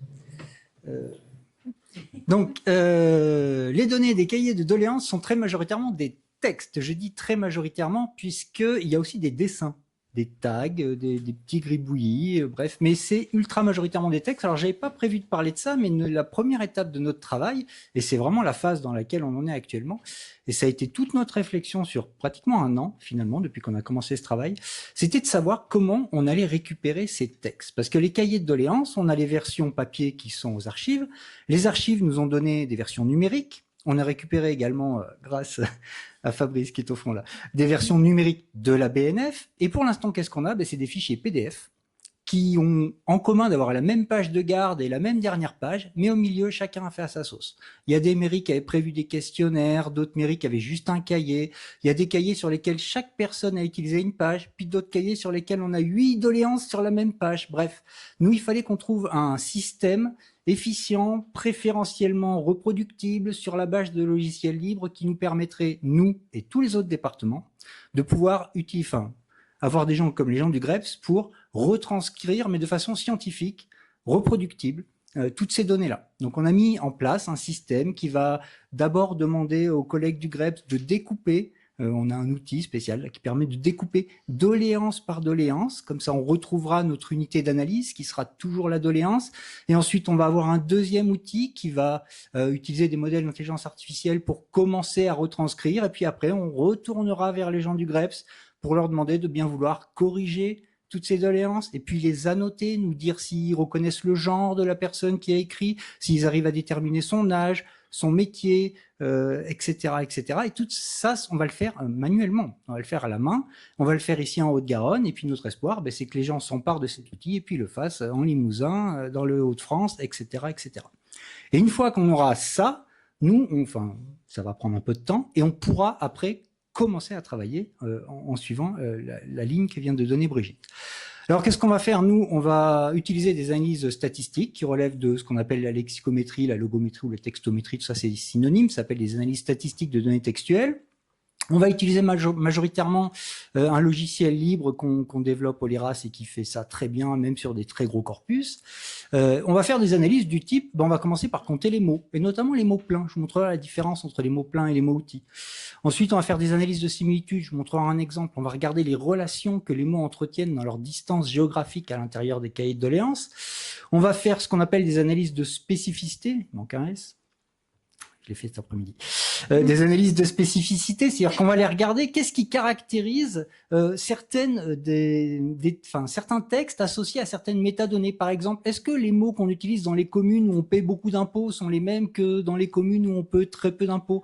Est-ce que les communes qui sont à plus de 50 km d'une ville de 100 000 habitants utilisent les mêmes mots que les communes qui sont dans la banlieue toulousaine? Voilà, c'est le genre de questions auxquelles on va pouvoir répondre avec des analyses de spécificité ou avec des analyses factorielles des correspondances. J'ai commencé à en faire une, là c'est assez rigolo sur la distance ici. Et on va utiliser la classification avec la méthode Reinert qui va être vraiment le cœur de notre analyse, puisque cette analyse va nous permettre de déterminer quels sont les grands thèmes qui ont été abordés dans les cahiers de doléances et d'étudier les liens statistiques qu'il y a entre ces thèmes et tous les indicateurs que Brigitte a présentés. Et ces indicateurs, effectivement, nous, on va en déterminer beaucoup grâce à nos collègues géographes qui ont des très belles bases de données dans lesquelles ils peuvent associer à chaque code INSEE d'une commune, le nombre de gens de telle tranche d'impôt, le nombre de gens de telle tranche d'impôt, le nombre d'enfants par foyer, etc. Tout ça, c'est des indicateurs qu'on va pouvoir injecter dans ces données-là pour aller étudier les relations qu'il y a entre finalement les lieux de vie des gens qui sont venus écrire sur ces cahiers et ce qu'ils ont raconté. Donc, je vais prendre ici un exemple d'un corpus, le corpus de la Haute-Garonne, dans sa version qui a été retranscrite dès le mois de mars 2019 par une société privée qui a non seulement retranscrit l'intégralité des cahiers de doléances, c'est-à-dire que les chercheurs sont actuellement en train de refaire un travail qui a déjà en grande partie été fait, petite parenthèse. Ils ont donc retranscrit ça, ils ont fait une analyse complète de ça, ils ont donné les résultats directement à l'Élysée. L'Élysée leur a dit « Merci beaucoup, je vous ordonne de détruire ces données et vous les donnez à personne. » Et maintenant, on repart de zéro. Alors, on a récupéré en partie, je ne vous dirai pas qui, je n'ai pas le droit de vous dire qui m'a donné ce corpus. Voilà, juste pour la Haute-Garonne, mais on l'a. Alors, on sait que la retranscription n'est pas de très bonne qualité. On est tombé sur des témoignages d'archivistes qui ont lu ces retranscriptions et qui disent c'est pas comme ça qu'on travaille d'habitude. Bref, elles ont tout de suite vu les 1001 fautes. Je me souviens que Béatrice nous lisait un compte rendu de ça et la personne était absolument espantée par la médiocrité de la qualité du travail qui avait été réalisé. Autrement dit, on a peut-être raison de recommencer à zéro. Bien, donc on a récupéré ce corpus, 3783 doléances, ça me paraît cohérent par rapport à ce que j'ai vu dans les données de la BNF que nous avait donné Fabrice. On est en dessous d'1 million d'occurrences, c'est-à-dire 1 million de mots en tout dans ces textes-là, 33 000 formes différentes, 15 000 mots uniques qui apparaissent qu'une seule fois. On est sur des critères lexicométriques tout à fait classiques. Alors ce qu'on peut faire dès qu'on a ces données-là, on peut aller compter. Nous, pour l'instant, on a des cahiers, c'est par commune. Les cahiers, ils sont par commune. Et on ne sait pas combien il y a de doléances dans chacune des communes. Donc, avec ce premier outil, on peut aller tout simplement compter combien il y a de doléances par commune. Alors, je ne suis pas un spécialiste de la géographie de la Haute-Garonne, mais quand je vois cette liste-là, je me dis qu'il y a un problème. Il y a un vrai décalage entre le nombre de doléances que l'on voit dans chacune de ces communes et la taille de ces communes. Je vous rappelle, la plus grande ville ici, c'est Toulouse. Et elle est un peu loin dans le classement. Et si on regarde, il y en a une qui m'a fait rêver, c'est attends que je la retrouve. La Masquère, moins de 2000 habitants. C'est 5% de la population qui est venue poser une doléance. C'est incroyable. Et où est Muret? Il y a des villes de plus de 10 000 habitants qui ne sont pas dans ce classement-là. Donc voilà, ça c'est le genre de choses qui va tout de suite nous intéresser, d'essayer de comprendre ce décalage-là. Alors Toulouse, on sait un peu, on sait qu'elles sont pas là. On a toujours, c'est une question en suspens, où sont passées les doléances de la ville de Toulouse? Elles sont aux archives nationales numérisées quand même, on les a. D'accord. On va essayer de les intégrer, si on peut les récupérer. Oui, les archives nationales nous ont donné les copies, donc il faut qu'on vous les passe. Ah oui, juste avant qu'on commence notre travail, on ne vient pas pour rien, on récupère des infos. Donc voilà, alors là ici je vous ai mis les 20 premières, on a bien sûr la liste complète et nous on va se poser, c'est là où nos collègues géographes vont nous aider à faire des jolies cartes pour essayer de repérer dans quel lieu la proportion d'habitants qui est venue déposer une doléance est la plus importante ou la moins importante. Ensuite on va compter les mots, ça c'est la première chose qu'on fait. On les a lématisés, je vous passe quelques détails, mais on va aller compter les mots. Ça, c'est ce que j'appelle les formes pleines. J'oppose ici les formes pleines, c'est-à-dire les noms, les adjectifs, les adverbes, les verbes, ceux qui sont porteurs de la signification. Et si on regarde les 20 premiers, retraite, public, impôt illisible, citoyen, France français, salaire, social, taxe, vie, état, grand, maître, revenir, payer, service, prendre, petit, président, on se dit que les gens qui sont venus écrire sur ces cahiers, ils voulaient pas parler de pêche à la ligne ou de football. Ils avaient des choses à dire. Voilà. Et si on regarde les mots-outils, c'est très intéressant. Les mots-outils ici, c'est les mêmes que ceux que je trouverais si je faisais une analyse d'articles de presse. C'est hyper pragmatique. C'est pas du discours émotionnel. On n'est pas dans l'émotion là. Ces gens, ils ont des revendications. Ce 2, c'est un marqueur du pragmatisme. Alors, on va faire des analyses de similitude. On regarde les co-apparitions de mots à l'intérieur de segments de texte. Donc, vous voyez le mot retraite ici étant le plus fréquent. Il est forcément un peu artefactuellement au centre de ça. Mais on voit donc du discours autour de la retraite, la CSG, hein, c'était ça la grosse revendication des retraités. Ils venaient de se prendre la CSG comme tout le monde alors qu'ils la payaient pas avant, enfin moins.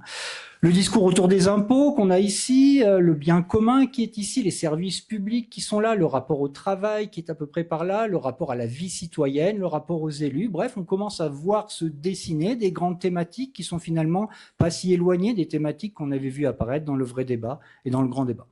Les analyses de similitude, c'est très pratique pour avoir une lecture comme ça synoptique d'un corpus, mais c'est moins précis que d'autres types d'analyses que nous allons mobiliser, comme par exemple les classifications. Et donc ça, c'est la classification que j'ai réalisée sur ça. Donc, ce que vous voyez, en fait, tous les textes, toutes les contributions, il y en a des très longues, hein, il y en a des très courtes, hein, il y en a des vraiment très longues. Elles ont été découpées en segments de texte et c'est ces segments de texte qui ont été mis dans des boîtes ici. Donc la taille des boîtes, ça correspond à l'importance de ce type de discours-là. Plus la boîte est grosse, plus ce discours est fréquent, apparaît fréquemment dans les doléances.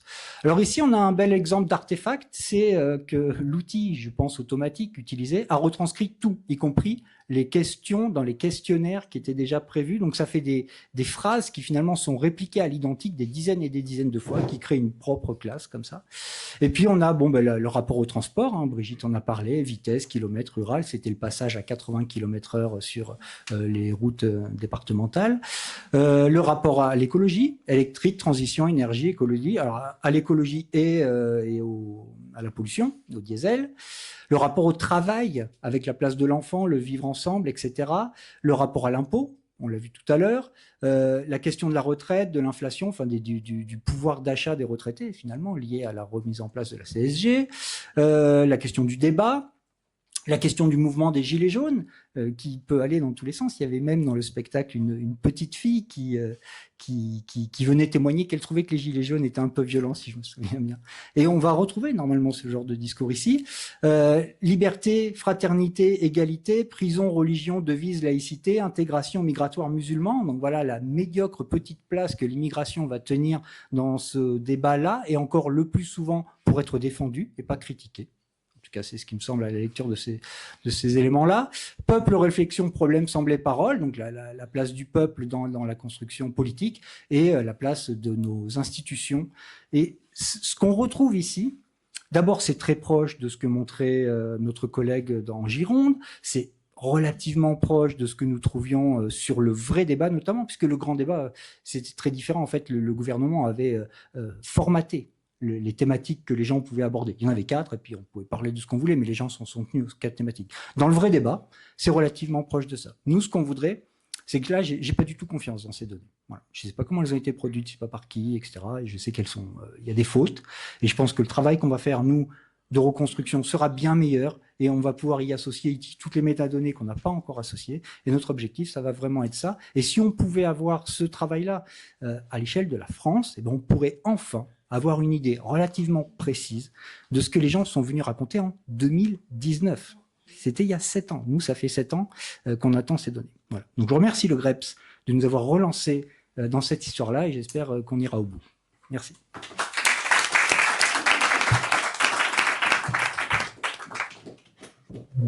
Merci beaucoup.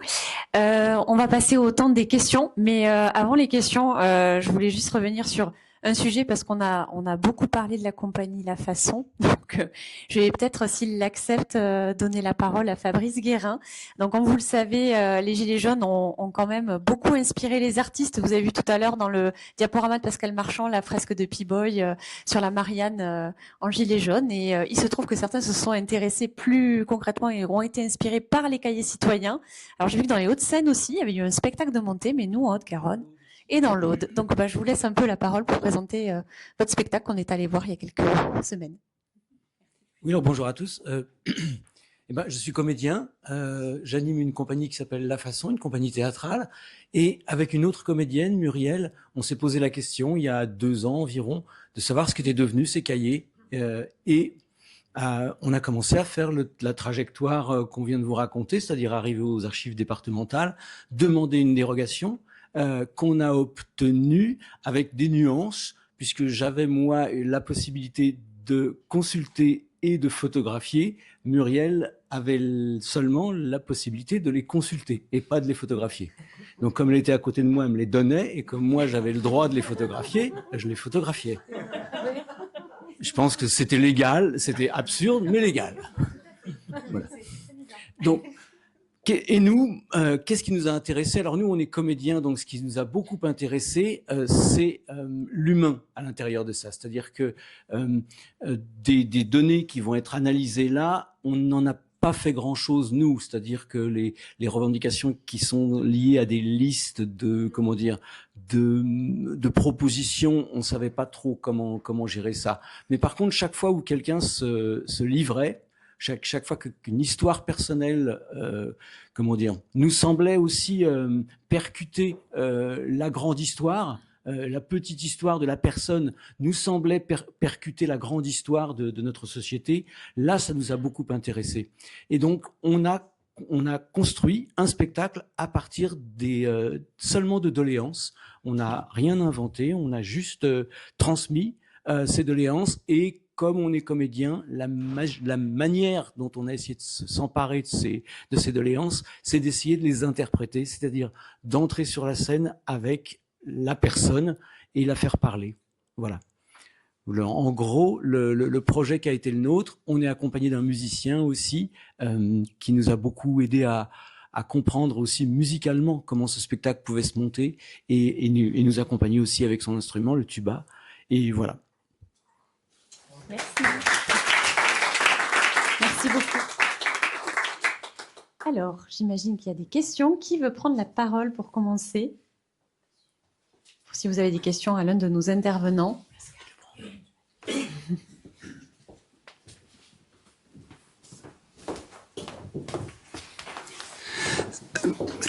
Il y a une question qui m'intéresse, c'est est-ce que dans les données, vous avez l'impression qu'on pourra avoir les catégories sociales qu'il y a derrière les gens qui les ont écrites?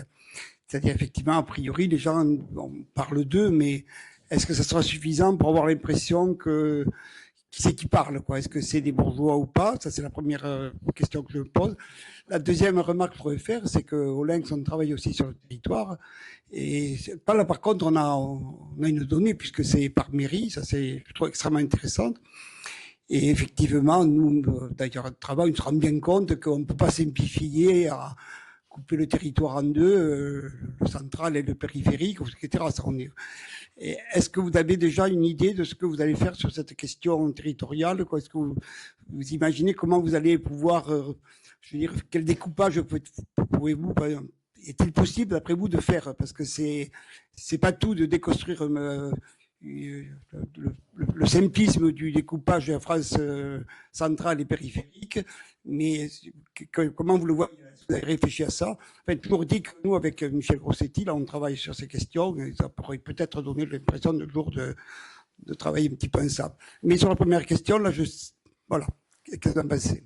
Alors sur la première question, nous, on n'a pas encore fait ce travail puisqu'on n'a pas encore retranscrit. Par contre, on a l'exemple de notre collègue en Gironde et au final, c'était un très faible pourcentage des contributions pour lesquelles on pouvait associer une profession, même un genre. Hein. Je crois que c'était même pas 30% des contributions où il pouvait associer un genre. Donc la profession, ça tombe encore. Donc voilà. Mais à l'échelle de la France, on pourrait avoir des données intéressantes. À l'échelle de la Haute-Garonne, on l'a pas encore fait, mais je vois pas pourquoi on serait différent de la Gironde sur ces données-là. Et pour le travail donc avec Michel, oui, bien sûr, parce que moi je suis pas géographe et je sais qu'à un moment on va avoir besoin de la façon dont les géographes conçoivent les territoires. Et si vous avez déjà commencé à travailler là-dessus, bien sûr que. Un morceau de réponse sur les quelques centaines de transcriptions qu'on a fait au GREP, en faisant un peu de statistiques un peu grossières, mais c'était un peu mon boulot avant. Je dirais d'abord qu'il n'y a aucune corrélation entre le nombre de doléances et la taille en population de la commune. C'est totalement décorrélé. Et j'irais presque jusqu'à dire que la proportion de citoyens qui vont à la mairie est presque inversement proportionnelle à la taille de la commune. C'est peut-être un petit-fils de paysan qui parle là, mais il y a quelque chose comme ça. En tout cas, c'est tout à fait aberrant, hein, aléatoire. Juste là on a discuté parce qu'on discute comment on va essayer de découper et on avait parlé de faire avec un découpage du zonage proposé par l'INSEE. Donc c'est une des pistes qu'on a pour essayer d'éviter de dire centre-ville à gauche, à droite du canal. Voilà, on essaye d'être. Mais comme l'a dit Pierre, on va sûrement s'appuyer sur des travaux de géographes. Oui, moi j'ai deux questions. La première, c'est le poids des contributions en ligne versus les cahiers de doléances. Est-ce que les gens sont beaucoup exprimés autrement que par écrit? La deuxième question, c'est que vous avez dit que depuis l'arrêté 2025 et le mois de mars, là, vous avez moins d'une centaine de demandes. La question que je me pose, c'est avant 2025, vous en avez refusé combien, faute d'avoir des DCP qui étaient correctement traités? Je vous répondrai après, peut-être je vais laisser... Oui, alors ça dépend. Je pense qu'il y a aussi un lien à établir avec la question précédente, c'est-à-dire que dans les métropoles, ça a beaucoup plus, semble-t-il, fonctionné, participer sur la plateforme qu'en territoire rural. Mais la proportion, elle est pas facile à établir. Le compte rendu du gouvernement, c'est près de 2 millions de contributions sur la plateforme en ligne. Et on est et donc sur les cahiers, on est à 190 000. Oui, cahiers. Mais donc, il faudrait voir combien. Et ça, c'est la statistique qui nous manque encore un peu parce qu'on manque de vision globale. Hein, c'est ce dont on discute depuis tout à l'heure. Donc, il va sans doute. Ça pourrait se rapprocher à peu près. On pourrait imaginer que ça soit pas trop loin, mais il faudra le vérifier. Après, nous, ce qui nous a étonné, on avait quand même deux grands corpus, de grandes bases de données, la base de données gouvernementale du grand débat et puis la base de données gilets jaunes du vrai débat. Et ce qui nous a étonné, c'est que malgré la différence, bien évidemment, entre les deux, puisque le vrai débat a eu beaucoup moins de contributions, d'abord il était beaucoup plus confidentiel, et en dehors des sympathisants de gilets jaunes, il n'y avait pas grand monde qui est... Alors il y a quand même eu 1 700 000, si je me souviens bien, contributions. Mais non, 1 700 000 mots, 170 000 contributions. Mais donc en dehors de ça, ce qui nous étonne, et je découvrais un petit peu les données avec ton corpus Tocrado là, mais en même temps, effectivement, c'est pas de ta faute. mais en fait, on retrouve quand même des constantes, quoi. C'est-à-dire que on n'est pas loin d'une conclusion qui serait que quel que soit le dispositif, les gens sont venus dire à peu près la même chose et dans à peu près les mêmes proportions. Moi, je me souviens une grosse classe écologique. Là, il y en a une, mais là, c'est importante. Grosse classe sur la fiscalité. Peut-être ce qu'on voit moins là, c'est la partie politique. C'est-à-dire, alors peut-être que c'est dans les derniers, dans le vote député, ouais. Si, quand même, si, il y a ça. Si. En fait, on retrouve à peu près, voilà. J'ai l'impression que quel que soit, on verra, on attendra la conclusion, mais quel que soit le dispositif utilisé, les gens sont venus dire à peu près les mêmes choses et ils se sont parés du dispositif qui leur paraissait le plus commode, mais j'ai l'impression qu'on n'arrivera pas à discriminer qu'il y ait un contenu propre à un dispositif plutôt qu'à un autre. Ça, on retrouve à peu près toujours les mêmes choses. Juste vous répondre sur la question des dérogations avant l'arrêté. On n'en a pas eu énormément. je crois qu'on en a eu moins de 10 qui ont été menés jusqu'au bout, on n'en a pas refusé. Et c'est ce qui a été remonté par beaucoup de services d'archives, justement, c'est pourquoi il y a ce système de dérogation, parce que finalement, les dérogations sont toujours acceptées. Donc c'est aussi pour ça qu'il y a eu un arrêté de dérogation générale, c'est qu'on n'a pas vu de raison de s'opposer à la libre consultation des cahiers. La question elle était plutôt sur comment on peut protéger la diffusion en ligne de données à caractère personnel. Et juste pour être vraiment précise, je crois que j'ai 2 demandes de journalistes qui m'ont écrit pour avoir accès aux cahiers. Et quand je leur ai dit qu'il fallait faire une dérogation, ils ont laissé tomber. Donc c'est pour ça que j'étais encore plus en colère quand j'entendais les journalistes dire que les archives étaient cachées aux archives, c'est qu'ils ne sont pas non plus allés jusqu'au bout de la procédure qui est mise à disposition de tous les citoyens. Voilà. Ah oui, Anne, vous aviez... Ah oui, non, j'avais une petite question. Est-ce que vous avez, puisque vous avez parlé de ce qui est sur la plateforme, là, le vrai débat des Gilets jaunes, est-ce qu'il y a des cahiers écrits sur les ronds-points, enfin, non? C'est toujours passé par la plateforme, par le numérique. Pour les vrais débats, oui, c'est passé par le numérique. Il y a eu d'autres formes d'expression, mais qui ne font pas l'objet d'une étude systématique, mais qui a quand même conduit à des productions intéressantes. C'était plutôt les pancartes, les écrits, donc les écrits sur les ronds-points, les écrits sur les gilets. Il y a eu un travail qui a été fait qui est assez intéressant, parce que les gens au début ont porté le gilet jaune et puis très vite ils ont écrit des choses sur leur gilet jaune. Et donc il y a des gens qui ont un petit peu photographié et recensé un petit peu quels pouvaient être les messages des gilets jaunes. Et voilà, quelques travaux sur les pancartes dans les manifestations et sur les tags qu'ils mettaient sur les ronds-points.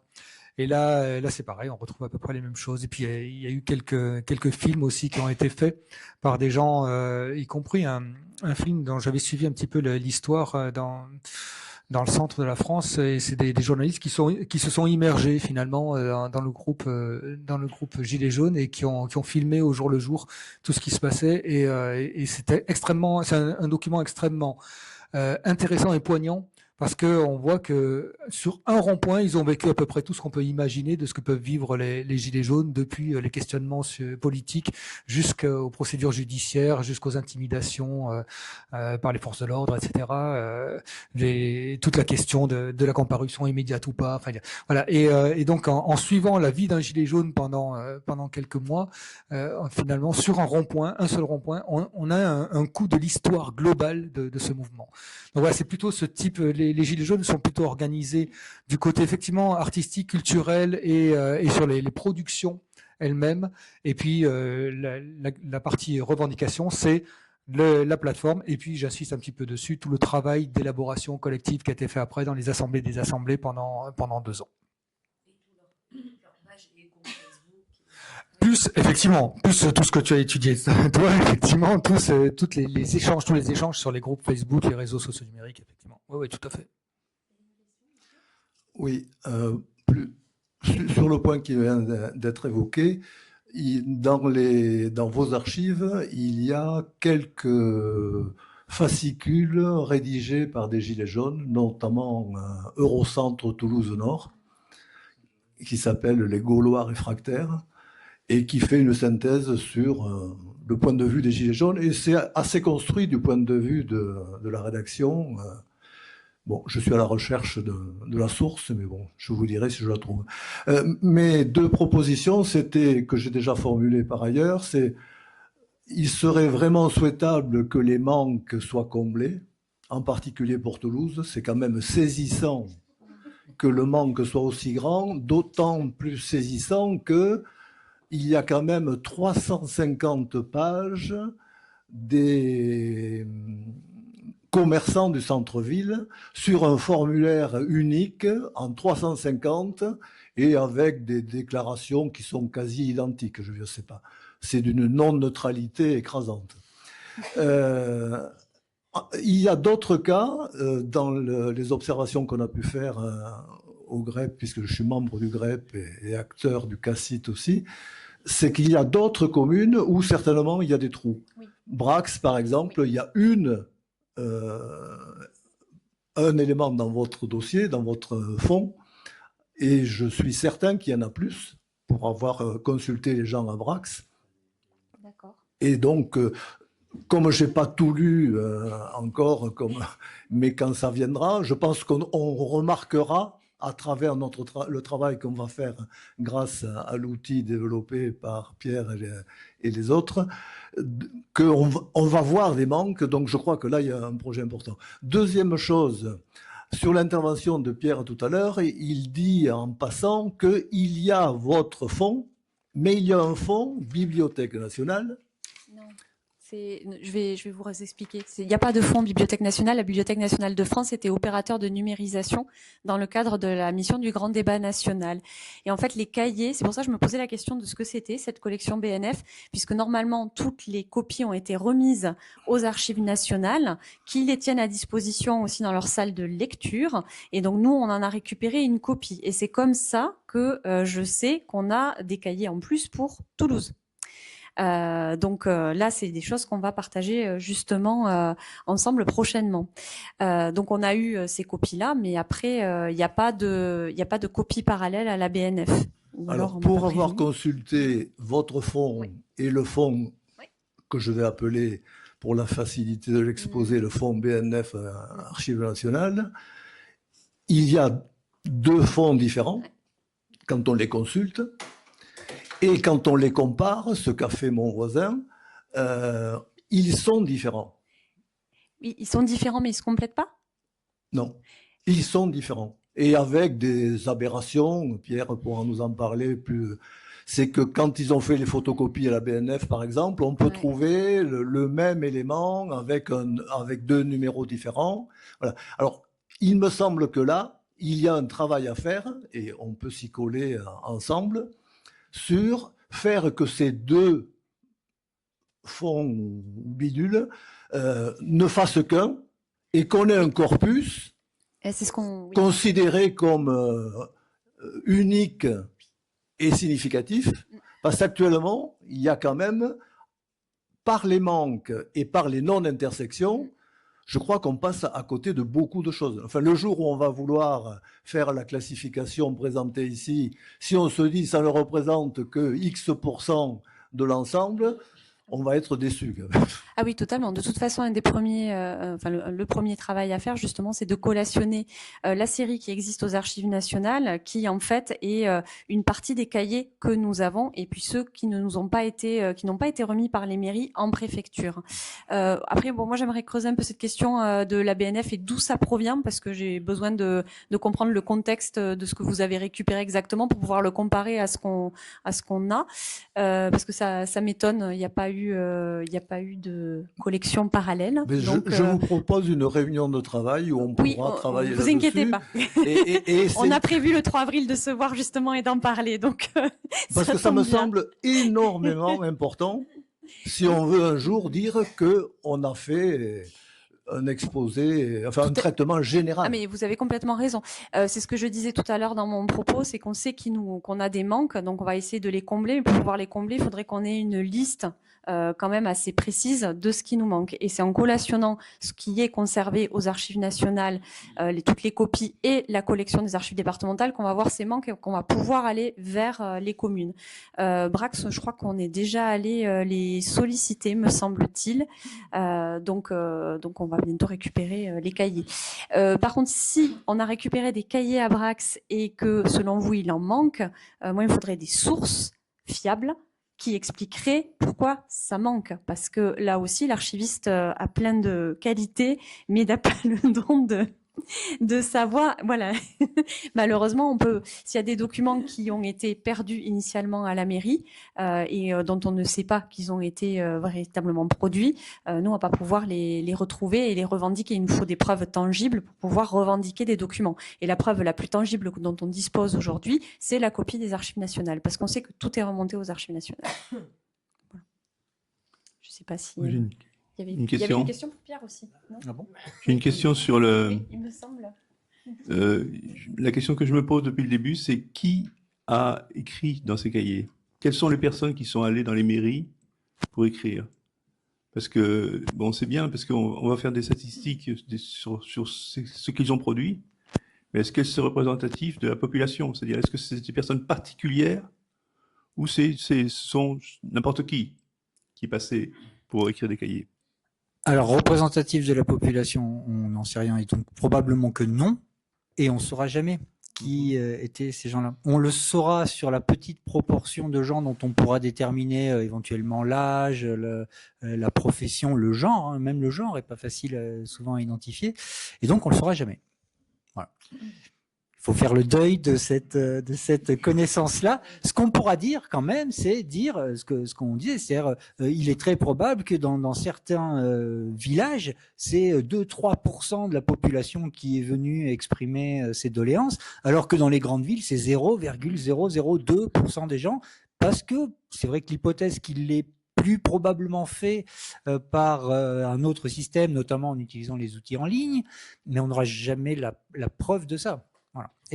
On avait le même problème quand on a analysé le vrai débat et le grand débat. C'est des gens qui viennent en ligne témoigner. Là, comme il y avait des millions de contributions, on n'a pas pris le temps d'essayer de déterminer le genre, etc. Et on a tout de suite fait le deuil de savoir qui parle. On arrive déjà à savoir de quoi il parle et de temps en temps, ça nous satisfait, mais on ne sait pas qui parle. Et là, on le fera peut-être à l'échelle de la France en regroupant toutes les doléances, on aura encore une fois des statistiques de genre, enfin des nombres de doléances marquées par le genre, etc., qui nous permettra d'avoir une vague idée, mais je pense qu'on peut déjà commencer à faire le deuil de cette information.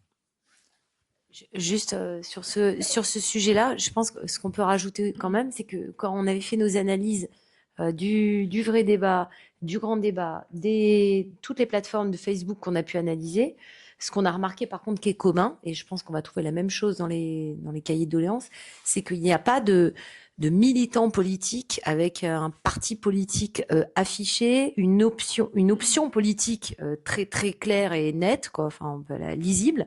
Donc c'est pas forcément des gens ou de gauche ou de droite sur toute la palette de l'offre politique ou extrême, parce que en fait il n'y a pas les revendications. Ce qui est hallucinant, c'est qu'elles portent sur le système politique. Ils réfléchissent sur le système. Toutes les études qu'on a menées montrent ça. Ces gens qui ont envie de réfléchir, de participer davantage à la politique, mais il n'y a pas, alors évidemment, certains ont des opinions un peu plus que d'autres, mais pas tant en fait. C'est ça, on peut voir que voilà qui ils sont. En tout cas, ce sont pas des gens. On peut savoir qui ils ne sont pas. Voilà, je pense.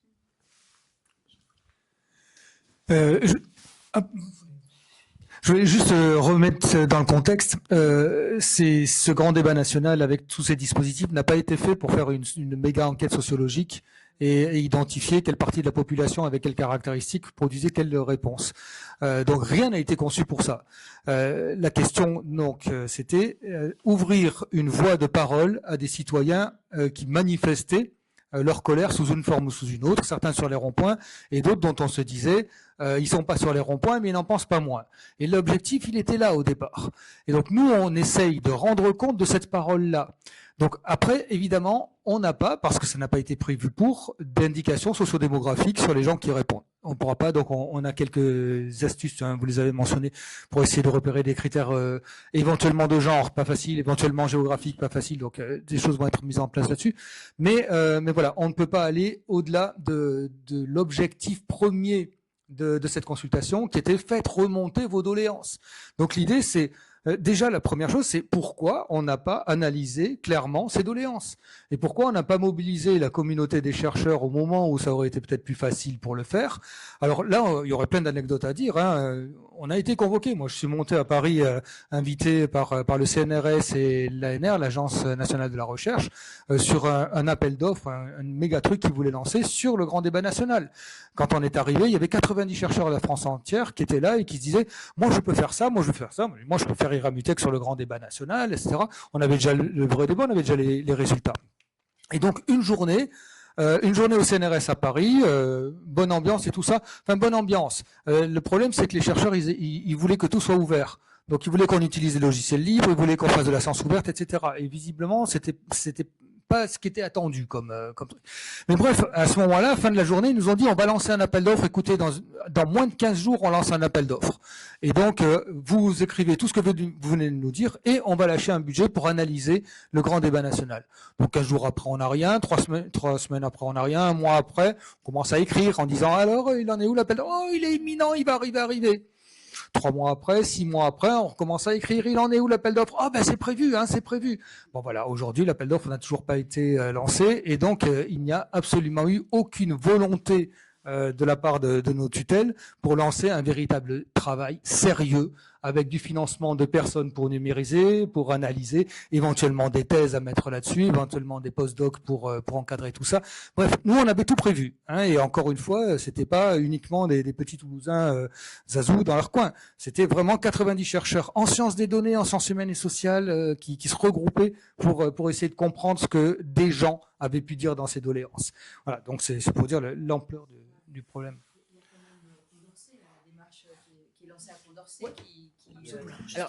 Oui, pardon. Le problème, c'est que je ne sais pas comment trop la décrire et en dire quelque chose, et les dates sont un peu floues dans ma tête. Aidez-moi, chers collègues. Oui, tu veux reprendre le micro? Allez. Quand François Bayrou, donc c'est grâce à Bayrou hein, finalement qu'on a accès à tout ça, François Bayrou, il a dit bon, il faudrait quand même qu'on donne accès au cahier citoyen, et donc quand il a fait ça, il a en parallèle, je crois que c'est sous l'égide de Matignon hein, que le projet Condorcet a été lancé, c'est-à-dire qu'ils ont demandé à des collègues universitaires de refaire le travail qu'on avait fait il y a 7 ans, quand on avait fait des propositions. On avait même lancé un projet ANR avec des collègues informaticiens pour dire nous, on peut numériser tout ça, le retranscrire, l'anonymiser, donner accès à tous les citoyens. Voilà. C'était notre projet ANR, plus analyser tout ça. En partenariat avec les archives. Et la BNF, à Paris. Rien. Enfin, on l'a pas eu. Il n'y avait plus de sous. Donc, quand Bayrou a relancé ça, il y a eu le projet Condorcet qui s'est mis ensemble, c'est-à-dire des collègues qui ont réfléchi à faire exactement ce que je viens de vous dire. Comment on pourrait mettre en place un processus pour numériser, découper, transcrire, corriger, anonymiser et donner accès aux citoyens en respectant les règles actuelles. Donc on est sur un éternel recommencement, mais là ce coup-ci, a priori, ils ont un budget. Ils voient à peu près comment. Ils commencent à embaucher. On a vu passer appel d'offres pour 2 ingénieurs de recherche qui vont mettre ça en place. Donc nous, on va quand même leur dire qu'on a fait une bonne partie du travail. Enfin, en tout cas, on a produit les outils qui pourraient faire ça. Mais voilà, on sait que là, ça y est. Là, ce coup-ci, je ne pense pas que la machine puisse être arrêtée, parce qu'on a quand même pas mal de collègues qui sont intéressés.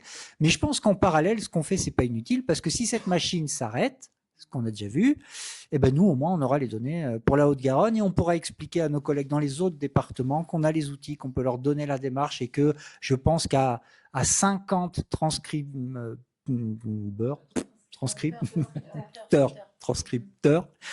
on peut retranscrire les cahiers de n'importe quel département en 1 mois ou 2, voilà, avec l'outil qu'on a fait. Donc on va quand même continuer. Oui, revenir sur certains signes qu'on peut prévoir ou pas. Là, au GREP, actuellement, on en est à le petit groupe, et essentiellement Pierre qui fait le boulot. 750 de contributions ont été transcrites sur 74 communes. Donc ça commence à faire significatif.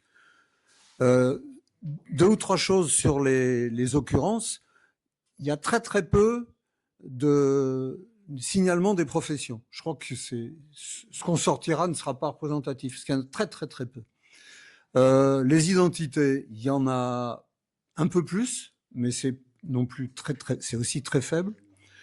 Et il y a aussi une chose dont on n'a pas parlé, mais qui, je crois, il faut dire, la proportion des gens qui vont faire des doléances, déposer des doléances, qui respectent la grille de 4 thématiques définies par le pouvoir, est très très faible. Il y a même des maires qui somment les administrés que toute doléance qui ne serait pas conforme aux 4 thématiques décidées par les chefs serait mise à la poubelle. Il y a des maires dictateurs en France. Hein, et symétriquement, il y a des maires qui ont pris en charge de faire des synthèses avec des commissions extra-municipales, avec plusieurs réunions, et c'est tout à fait remarquable. Dès qu'il y a un travail collectif, mais alors vraiment, les professions, je pense qu'on sortira rien de ça. Oui, une question. Par contre, on doit pouvoir faire la proportion de travail collectif qui n'est pas négligeable, même à notre niveau. Il me semble qu'au niveau national, la question de la sécurité dans ces données-là est très faible. Alors que dans quelques jours, là, on va voter et que de partout, on nous explique que la question numéro 1 des Français, c'est la sécurité. Alors, il y a déjà quelques années de décalage, mais est-ce que vous avez retrouvé ça dans les premières études? Ce décalage entre la sécurité obsessionnelle de partout et qu'à voir à Toulouse, ce qu'on en dit, et le fait que, visiblement, c'est presque marginal là-dedans. Oui, non, c'était marginal aussi dans le vrai débat et c'était marginal dans le grand débat. C'est incroyablement marginal. Et la place de l'écologie, c'est 10 fois plus important que la sécurité, par exemple. Le décalage est énorme. Mais après, on a quelques études. Enfin, si vous demandez aux gens si le sujet important, c'est la pêche à la ligne, la couleur des nuages ou la sécurité, avec 3 propositions, bon, la sécurité, ça sort premier. Et on peut dire, les Français, le truc qui les intéresse le plus, c'est la sécurité. En parole ouverte, vous demandez aux gens, c'est quoi qui est important pour vous? La sécurité, c'est 35e. L'immigration, c'est 22e. Voilà. L'éducation, la santé, ça va être top, top, top. Quand vous posez la question en question ouverte, éducation, santé, travail, oui, ça c'est important. Et on peut faire des questionnaires qui mettent la sécurité en numéro 1. On sait faire aussi. Oui, juste, pardon, une petite question concernant un peu le sens de toute cette démarche. Question un peu néophyte, hein.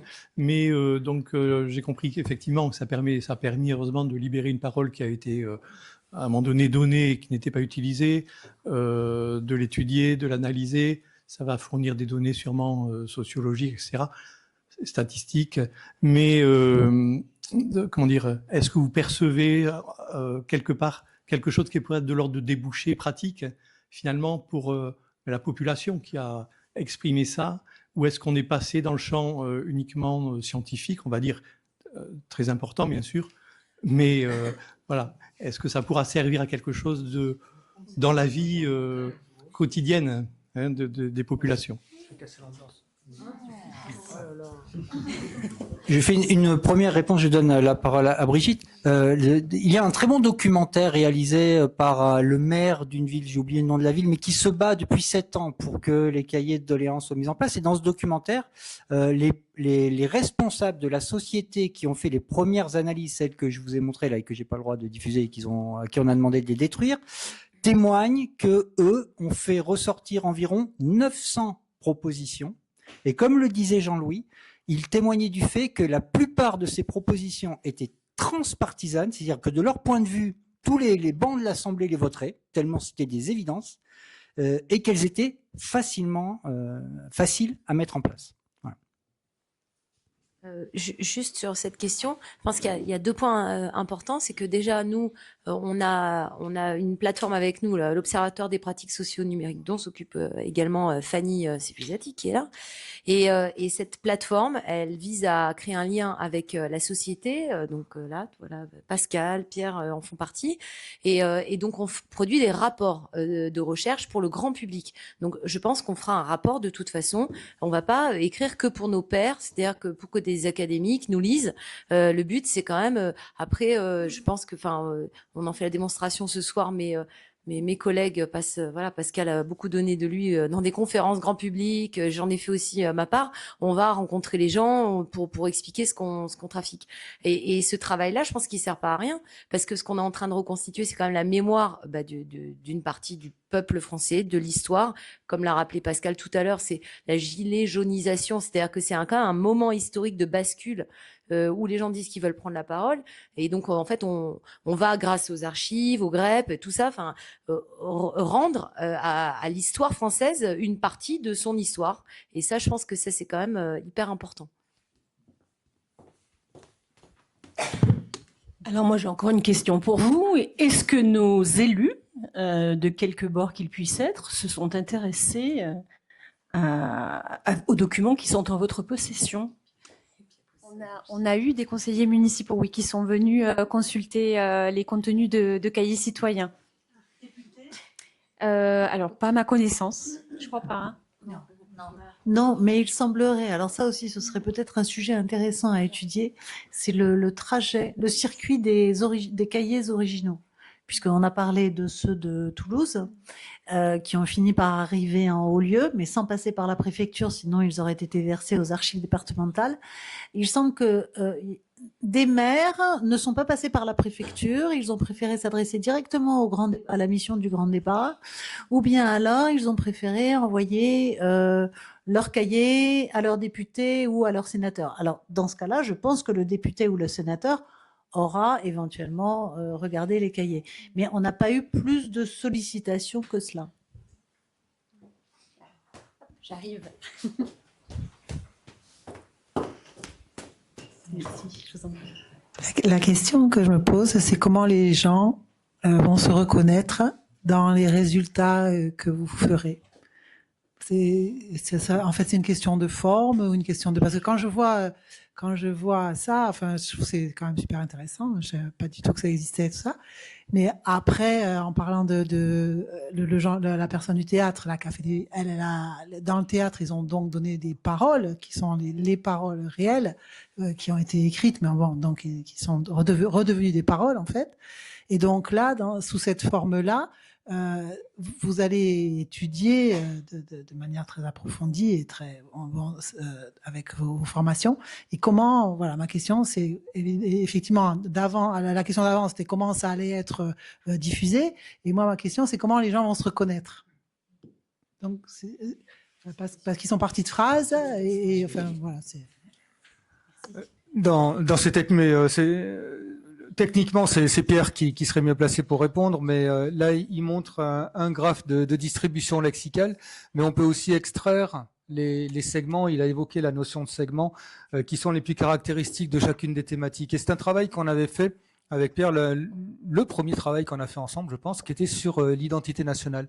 Je ne sais même pas si vous vous souvenez, mais le premier grand débat auquel on a eu affaire, c'est le débat Sarkozy-Besson sur l'identité nationale, avec une plateforme, pour vous, qu'est-ce que c'est qu'être français? Et donc 18 000 contributions. 18 000 contributions, ce qui est ridicule par rapport... À l'époque, c'était énorme, mais à côté de ça, c'est ridicule. Même le vrai débat a fait mieux quand même. On dit toujours que le vrai débat, il n'y a pas eu grand monde, mais il a fait mieux que les 10. Mais à l'époque, c'était énorme parce que tout le monde n'était pas connecté. Donc, et là, donc avec Pierre, on avait produit même un bouquin aux éditions Les Liens qui libèrent, où on essayait d'aller plus loin que simplement des grappes de mots, mais on allait chercher les phrases réelles des gens, les plus significatives de chaque classe, et on allait plus loin aussi dans l'interprétation plus qualitative. Donc c'est aussi à ça que servent ces méthodes, c'est d'une part effectivement à nous donner une cartographie du corpus de façon exhaustive. Voilà, tout ou presque dans le corpus est représenté là. Mais après, à nous aussi d'aller voir de réincarner, j'allais dire un petit peu cette statistique, d'aller voir quels sont les vrais mots des vrais gens et de faire une sorte de compilation un peu commentée, éventuellement, et ça c'est plus notre travail, on accompagne ça de considérations théoriques en sciences humaines et sociales pour essayer de voir les différentes tonalités que peuvent avoir les discours, à quoi ils nous renvoient dans la construction des représentations, etc. Donc voilà, on a des moyens de le faire. Bien évidemment, après c'est un travail d'extraction de données et d'interprétation et de rédaction qui est assez important. Mais il y aura sans doute à un moment donné quelque chose comme ça. Est-ce qu'il y a d'autres questions? Alors, j'ai pas du tout l'heure, mais je pense qu'on s'approche de la fin. Eh ben, mais alors, nous sommes d'une ponctualité. En tout cas, je vous remercie beaucoup.